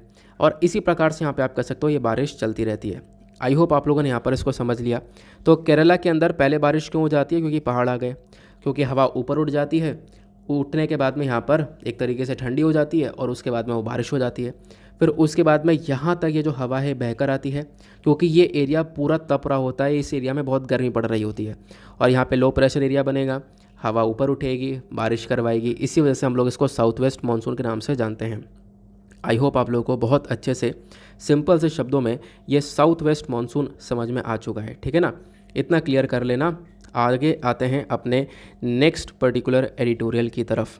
चलो अगला एडिटोरियल क्या है, तो साउथ वेस्ट मानसून के बारे में इन्फॉर्मेशन आपको यहाँ पर मिल जाएगी। अच्छा, यहाँ पे मेंशन किया गया, देखो साउथ वेस्ट मानसून अब की बार स्टार्ट हो चुका है। फ्राइडे में यहाँ पर काफ़ी सारे एरिया से गुजरा। उसके बाद में आप कह सकते हो यहाँ पे बोला जा रहा है कि अभी देखो रिसेंटली हमने फोरकास्टिंग करी थी इस एरिया में जाएगा। अभी नॉर्थ ईस्टर्न स्टेट्स में काफ़ी ज़्यादा बारिश हो रही है, वो भी यहाँ पर बताया जा रहा है, ठीक है ना। तो ये चीज़ आप लोगों को क्लियर कर लेनी है। आगे आते हैं नेक्स्ट एडिटोरियल पर। जो अगला एडिटोरियल ये बात करता है इंटर स्टेट काउंसिल के बारे में। क्या है इंटर स्टेट काउंसिल, समझते हैं। देखो हुआ क्या है यहाँ पर इंटर स्टेट काउंसिल को लेकर, तमिलनाडु के चीफ मिनिस्टर हैं एम के स्टालिन साहब, इन्होंने यहाँ पर प्राइम मिनिस्टर नरेंद्र मोदी जी को एक लेटर लिखा और बोला कि भैया इंटर स्टेट काउंसिल की एटलीस्ट साल में 3 मीटिंग होनी चाहिए, जिससे क्या होगा, कोऑपरेटिव फेडरलिज्म को एक बढ़ावा मिलेगा, मतलब स्टेट और सेंटर दोनों के रिलेशंस को और ज़्यादा इम्प्रूवमेंट मिलेगा। तो ये स्टेटमेंट आया है। तो इसी चक्कर में इंटर स्टेट काउंसिल चर्चा में है। इंटर स्टेट काउंसिल आपका पॉलिटी का टॉपिक है। तो अभी हमने जूलियन असांज वाला इंटरनेशनल टॉपिक कवर किया, साउथ वेस्ट मानसून वाला ज्योग्राफी का टॉपिक कवर किया। इंटर स्टेट काउंसिल में हम लोग कवर करने वाले हैं अपना जीएस पेपर 2 पॉलिटी का टॉपिक। तो इंटर स्टेट काउंसिल के बारे में आपके लक्ष्मीकांत के अंदर प्रॉपरली मेंशन कर रखा है एक चैप्टर के अंदर, वहाँ से भी पढ़ सकते हो, वही इन्फॉर्मेशन यहाँ पर अवेलेबल है। तो इंटर स्टेट काउंसिल सर होता क्या है, पहले बैकग्राउंड देखो। इंटर स्टेट काउंसिल को बनाने के लिए यहाँ पर एक कमेटी का गठन होता है और एक तरीके से आप कह सकते हो वो पूरा का पूरा जो कमेटी या कमीशन बैठता है वो है सरकारिया कमीशन।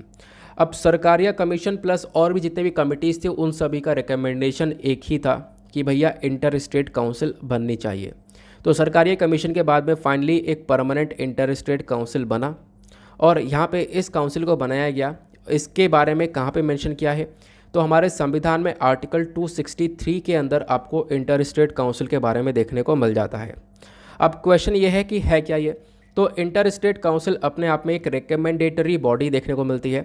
देखो ये जो काउंसिल है इसका मेजर काम है हमारी केंद्र सरकार और राज्य सरकार के बीच में कोऑपरेशन को बनाए रखना, रिलेशंस को मेंटेन करके रखना। होता क्या है, यहाँ पर इंटर स्टेट काउंसिल बनाई जा सकती है यहाँ पे एक तरीके से आप कह सकते हो किस किस के बीच में, यूनियन और स्टेट के बीच में, ठीक है। यानी हमारी एक तरफ केंद्र सरकार, एक तरफ राज्य सरकार हो सकती है, या फिर आप कह सकते हो राज्य सरकार और राज्य सरकार हो सकती है, स्टेट्स और स्टेट्स हो सकता है। यानी यूनियन और स्टेट्स को लेकर जितने कॉम्बिनेशन बन सकते हैं उन चीज़ों के ऊपर काम किया जा सकता है। तो इंटर स्टेट काउंसिल एक रिकमेंडेटरी बॉडी है जिसका मेजर काम है इन्वेस्टिगेट करना और डिस्कशन करना कुछ इश्यूज़ के बारे में, ठीक है। तो आप कह सकते हो एक सिंपल से तरीके से अगर हम लोग बात करें, मान लो राज्य सरकार और केंद्र सरकार के बीच में किसी चीज़ को लेकर इशू है, किसी चीज़ को लेकर डिस्प्यूट है, विवाद है, तो उस विवाद को इन्वेस्टिगेट करके और रिजॉल्व करने का काम कौन करेगा, इंटर स्टेट काउंसिल, ठीक है। अब ये जो काउंसिल है यहाँ पे आप कह सकते हो 1 साल में 3 बार बैठती है, ठीक है ना। ये आपको क्लियर हो चुका है। काउंसिल में मीट एटलीस्ट 3 यानी कि 3 बार बैठना चाहिए वैसे तो। साथ साथ इसके अंदर आपको इस काउंसिल में एक कमेटी भी देखने को मिलती है, वो है standing committee of the council. बाकी इंटर स्टेट काउंसिल में कौन कौन होता है, इसके जो चेयरमैन होते हैं वो होते हैं हमारे प्राइम मिनिस्टर, आपको प्राइम मिनिस्टर चेयरमैन देखने को मिलेंगे। प्लस इस काउंसिल के अंदर जितने भी स्टेट्स होते हैं, ठीक है, जो भी स्टेट्स यहाँ पर इन्वॉल्व हैं उन स्टेट्स के यहाँ पर आप कह सकते हो चीफ मिनिस्टर मेंबर होते हैं। उसके साथ साथ मान लो यहाँ पर कुछ यूनियन टेरिटरीज़ है जहाँ पर लेजिस्लेटिव असेंबली है, जैसे पुडुचेरी हो गया, दिल्ली हो गया। तो ये ऐसी यूनियन टेरिटरी है जिन पर इनकी खुद की लेजिस्लेटिव असेंबली है, मतलब यहाँ पे चीफ मिनिस्टर है, तो इनके चीफ मिनिस्टर भी यहाँ पर मेंबर बनते हैं। और उसके बाद यहाँ पे बताया गया कि आप कह सकते हो 6 मिनिस्टर आते हैं कैबिनेट रैंक के, हमारे यूनियन काउंसिल ऑफ मिनिस्टर, जिनको नॉमिनेट किया जाता है हमारे प्राइम मिनिस्टर के थ्रू। उसके साथ साथ यहाँ पर ये सारे लोग जो हैं ये मिलकर इंटर स्टेट काउंसिल को बनाते हैं। ये सब लोग इंटर स्टेट काउंसिल के अंदर होते हैं। इंटर स्टेट काउंसिल का फंक्शन क्या है, तो एक प्रॉपर जो कोऑपरेटिव फेडरलिज्म है हमारे देश में उसको सपोर्ट करना, यानी हमारी जो एक तरीके से आप कह सकते हो केंद्र सरकार है और राज्य सरकार है, दोनों मिलकर काम कर सके, दोनों के पास में जो पावर्स डिवाइडेड हैं उनके हिसाब से काम कर सके। तो इसी फेडरलिज्म के कॉन्सेप्ट को सपोर्ट करने का काम करता है inter state council. Inter state council के अंदर ही एक और चीज़ आती है, वो है स्टैंडिंग कमेटी। स्टैंडिंग कमेटी जो इंटर स्टेट काउंसिल की, ये क्या है? तो इस कमेटी को सेटअप किया गया था 1996 में, ताकि यहाँ पर आप कह सकते हो ये भी काम कर सके हमारे इंटर स्टेट काउंसिल को लेकर। इसके अंदर इस कमेटी के अंदर कौन कौन से मेंबर्स देखने को मिलेंगे? तो देखो, इंटर स्टेट काउंसिल के चेयरमैन कौन हुआ करते थे? हमारे प्राइम मिनिस्टर। लेकिन ये जो स्टैंडिंग कमेटी देखने को मिलती है इंटर स्टेट काउंसिल में, इस कमेटी के चेयरमैन होते हैं हमारे होम मिनिस्टर, और 5 यूनियन कैबिनेट मिनिस्टर हैं, 9 चीफ मिनिस्टर आपको देखने को मिल जाते हैं। ये सब मिलकर यहाँ पर इस पूरे कमेटी को बनाते हैं। नाउ ये जो सेक्रेटेरिएट है इसका, वो सेटअप किया गया था 1991 में। आप लोग ध्यान रखना इसके बारे में। यह हेड किया जाता था हमारे गवर्नमेंट ऑफ इंडिया के सेक्रेटरी के थ्रू। 2011 से इसकी जो फंक्शनिंग है as the secretariat of the zonal council की तरह कर दी गई है, ये भी यहाँ पर मेंशन किया गया है। तो आप लोग ध्यान रख सकते हो। इस स्टैंडिंग कमेटी का भी मेजर फोकस क्या है? कुछ कंसल्टेशन करना, ठीक है, कुछ यहाँ पर एक तरीके से अपनी राय वगैरह देना, इट्स एंटर और स्टेट के रिलेशंस को मेंटेन करने के लिए। तो ये सारी बातें यहाँ पर रहती हैं। बाकी इंटर स्टेट काउंसिल जो भी बातें बोलता है उसको देखने का भी काम करता है ये पूरी की पूरी कमेटी। तो कमेटी और इंटर स्टेट काउंसिल दोनों यहाँ पर सिमिलर से हैं, आप लोगों ने इसके बारे में ध्यान रखना है, ठीक है ना। आई होप आप लोग काफ़ी अच्छे से इसके बारे में समझ गए होंगे कि आखिरकार एग्जैक्टली ये क्या है। आगे आते हैं नेक्स्ट आर्टिकल की तरफ। तो इंटर स्टेट काउंसिल के बारे में मैंने सारी इन्फॉर्मेशन आप लोगों को दे दी है, ज़्यादा डिटेल में जाने की आवश्यकता यहाँ पर है नहीं।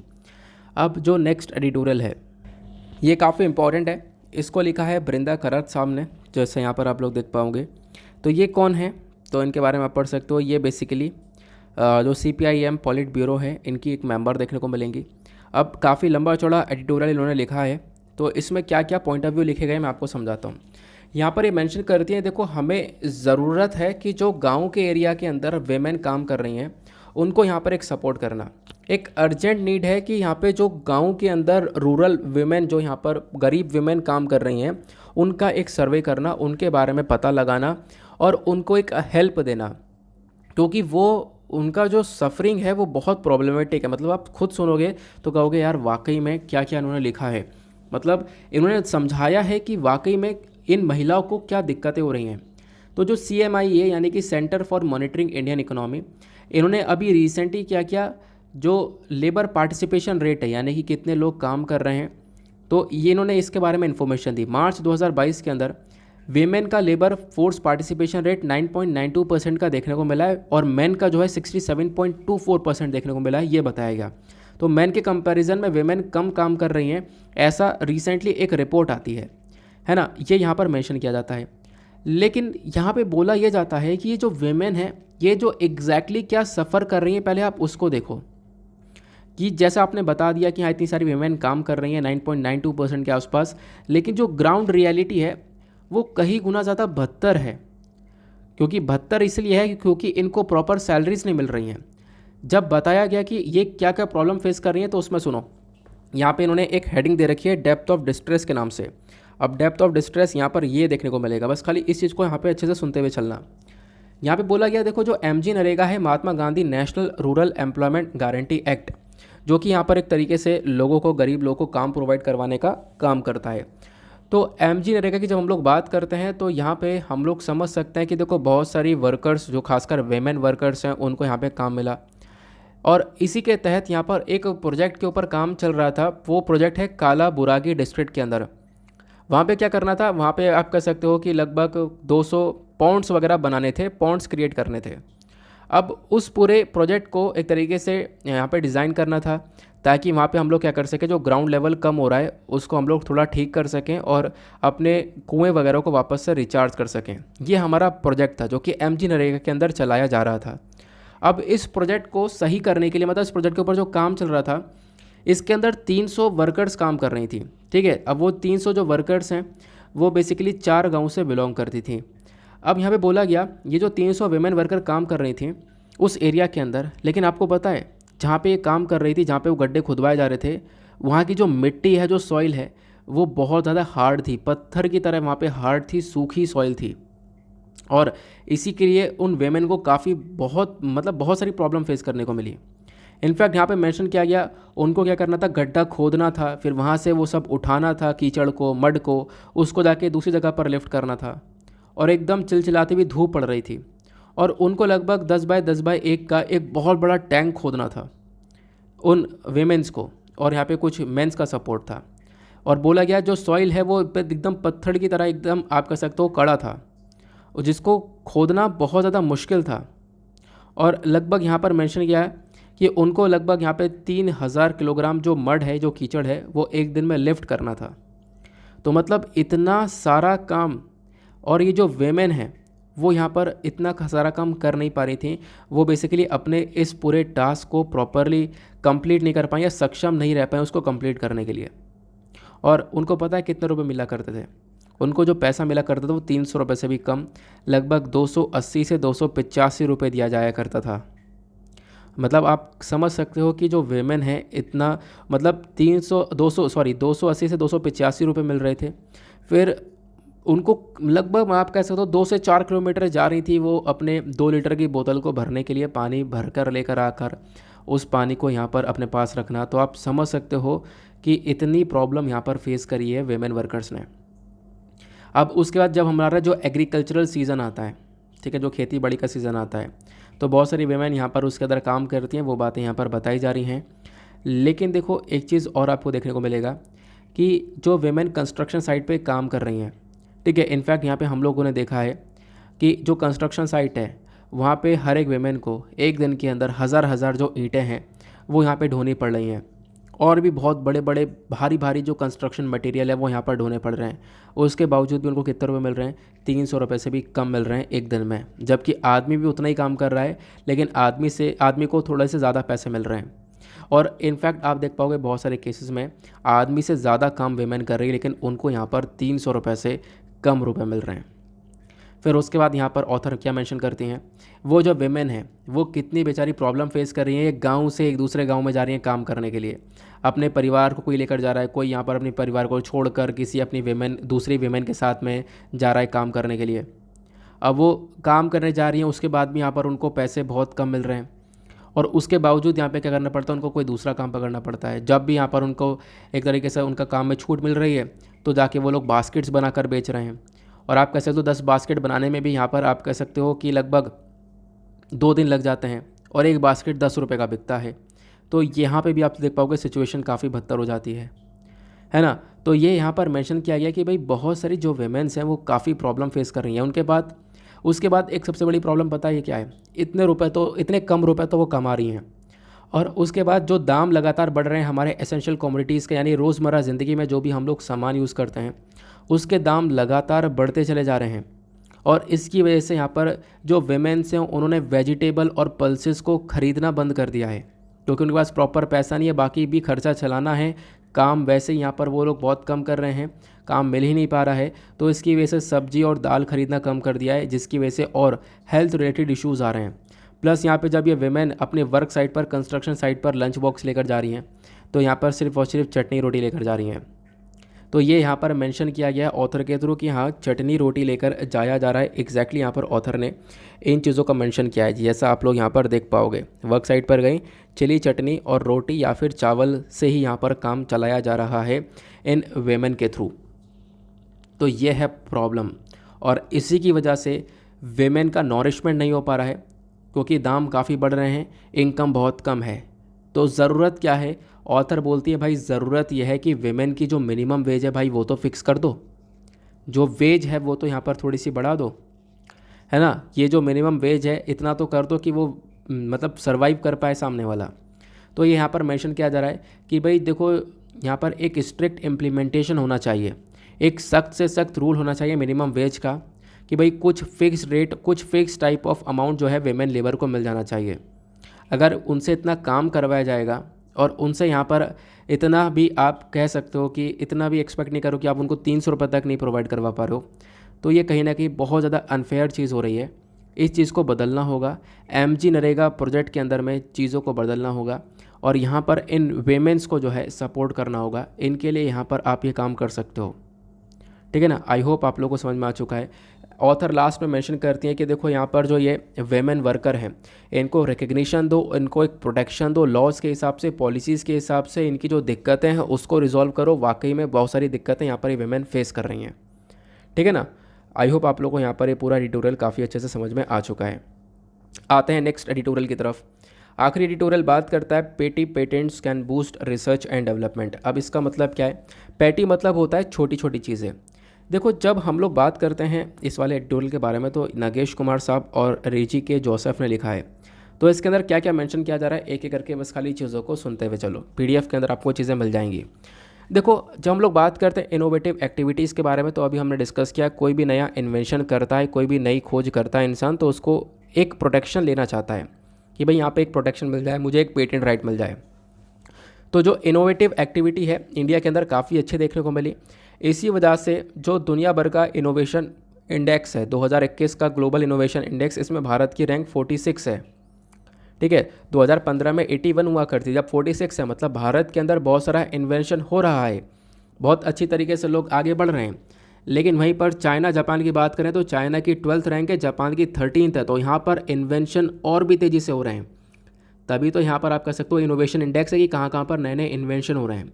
तो भारत को आवश्यकता है कि हम लोग अपने रिसर्च और डेवलपमेंट एक्टिविटीज़ के ऊपर थोड़ा सा पैसा खर्चें। हालांकि क्योंकि इंडिया जो है अभी अपने जीडीपी का सिर्फ और सिर्फ 0.7% खर्चता है अपने रिसर्च और डेवलपमेंट एक्टिविटीज़ के ऊपर, जो कि बहुत कम है। तो हमें ज़रूरत यह है कि हम लोग इसको 0.7% से बढ़ाकर अप्रोक्स जीडीपी का 2% खर्चें, तब जाकर इस पर्टिकुलर सेक्टर के अंदर हम लीड करेंगे। क्योंकि यहाँ पर इम्पॉर्टेंट है रिसर्च और डेवलपमेंट कल्चर के अंदर खर्चना। जब तक आप खर्चोगे नहीं तब तक यहाँ पर इनोवेटिव एक्टिविटीज़ बढ़ेंगी नहीं। तो रिसर्च और डेवलपमेंट एक्टिविटीज़ को कैसे बढ़ाया जा सकता है, क्या क्या इसके लिए करना चाहिए, वो यहाँ पर ऑथर मेंशन करते हैं। ऑथर ने यहाँ पर मेंशन करते हैं कि भाई आपको एक फंडिंग सपोर्ट देना होगा। आप कुछ यहाँ पर पैसा प्रोवाइड करवा सकते हो रिसर्च और डेवलपमेंट एक्टिविटी के लिए। जो बिजनेस एंटरप्राइजेस है उनको ये पैसा दो, ताकि वो यहाँ पर इस पर्टिकुलर सेक्टर के अंदर आगे बढ़ें। क्योंकि यहाँ पर आप देख पाओगे अभी यहाँ पे कुछ चीज़ें हैं। हमें क्या करना चाहिए, एक प्रोग्राम की ज़रूरत है, हम लोग को एक जनरस प्रोग्राम की आवश्यकता है, जिससे रिसर्च और डेवलपमेंटल एक्टिविटीज़ को एक फंडिंग दी जाएगी। फंडिंग के माध्यम से उनको एक सपोर्ट मिलेगा, एक बढ़ावा मिलेगा। ये हम काम कर सकते हैं। प्लस उसके बाद यहाँ पर मेंशन किया है कि देखो यहाँ पे क्या होगा कि जब हम लोग यहाँ पे इस प्रकार से सपोर्ट करेंगे इन लोगों को, तो इसमें यहाँ पे टैक्सेशन का सपोर्ट मिल जाना चाहिए। इनको टैक्स पे छूट देनी चाहिए। इंडस्ट्री के ऊपर, मतलब इंडस्ट्री जो भी नए नए इन्वेंशन कर रहा है, जो भी सामान बना रहा है, उनको टैक्स की छूट मिलनी चाहिए, इनकम टैक्स की छूट मिलनी चाहिए। ये जो चीज़ें हैं ये कहीं ना कहीं इनोवेशंस को यानी आविष्कारों को एंकरेज करेंगे, नए नए आविष्कार होंगे। इनफैक्ट इंडिया के अंदर पेटेंट सिस्टम के अंदर भी एक बदलाव होना चाहिए। देखो, बहुत सारे जो पेटेंट्स हैं इंडिया की साइड से रजिस्टर किए जाते हैं हमारे रेसिडेंट्स के थ्रू। मतलब नया सामान बनाया, उसके ऊपर हम लोग पेटेंट ले लेते हैं ताकि उसको कोई कॉपी ना कर सके। तो ये जो पेटेंट है ये इंडियन एंटरप्राइज के थ्रू काफ़ी सारे रजिस्ट्रेशन करे गए हैं। 2011 में 8,841 यहाँ पे रजिस्ट्रेशन हुए थे। 2020 में ये 23,000 से ज़्यादा हो गए। तो मतलब इंडिया के अंदर इन्वेंशंस बढ़ रहे हैं। लेकिन पता है प्रॉब्लम क्या है, 2020 के अंदर 23,141 पेटेंट्स के अंदर रजिस्ट्रेशन आया है। लेकिन इनमें से कितने लोगों को रजिस्ट्रेशन दिया गया?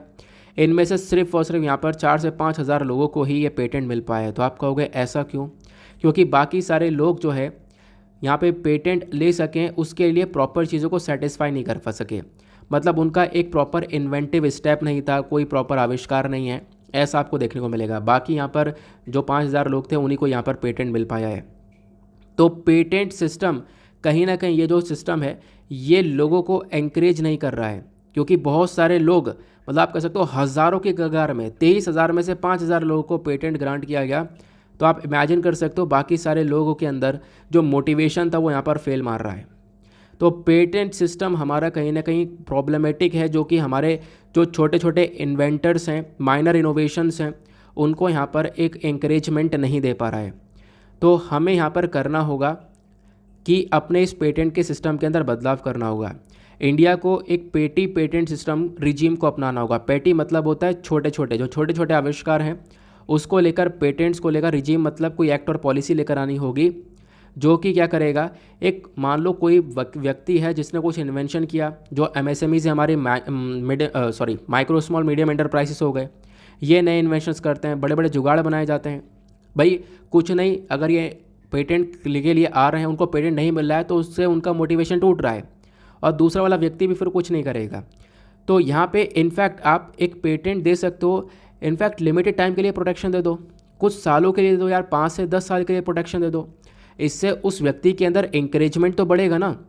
हमारे फ्यूचर के लिए बहुत इंपॉर्टेंट रहेगा। नए नए इनोवेशन बनेंगे, लोग एक दूसरे को देखेंगे, हाँ भाई पेटेंट मिल रहा है, हमारे इस इनोवेशन को एक प्रोडक्शन मिलेगी। तो ये काम किया जा सकता है। आई होप आप लोग समझ गए होंगे। तो इंडिया को फोकस है रिसर्च और डेवलपमेंट और साथ ही साथ पेटेंट्स को लेकर यहाँ पर कुछ करने की। तो ये था हमारा पर्टिकुलर एडिटोरियल। आई होप आप लोगों ने काफ़ी अच्छे से इन सब चीज़ों के बारे में समझ लिया है। जो भी डेटा मैंने आपको बताया 23,000 8,000 वो सब यहाँ पर आपको देखने को मिल जाता है। नाउ इसी के साथ करते हैं हम लोग अपने लेक्चर को समाप्त। ऑलरेडी वीडियो काफ़ी ज़्यादा लेंदी हो चुका है, लेकिन नथिंग टू वरी, सारी चीज़ें कवर होनी चाहिए। इंडियन एक्सप्रेस भी कवर होना चाहिए। अब फटाफट हम लोग अपने प्रीलिम्स के क्वेश्चन को देख लेते हैं। तो आज का प्रीलिम्स का क्वेश्चन है, न्यूमोकोनोसिस कौन से वर्कर्स को अफेक्ट करता है? तो ये उन वर्कर्स को अफेक्ट करता है जो कि कोल माइनिंग इंडस्ट्री में काम करते हैं, क्योंकि न्यूमोकोनोसिस एक रेस्पिरेटरी डिजीज़ है जो कि कूड़े करकट से, डस्ट से, धूल से होती है। तो यहाँ पर कोल माइनिंग इंडस्ट्री के अंदर जो वर्कर्स काम करते हैं उनके लिए काफ़ी खतरनाक है ना। इसी के साथ करते हैं लेक्चर को समाप्त। मिलते हैं आप लोगों से नेक्स्ट वीडियो में। आज के लिए bye bye, have a nice day, thank you and जय हिंद।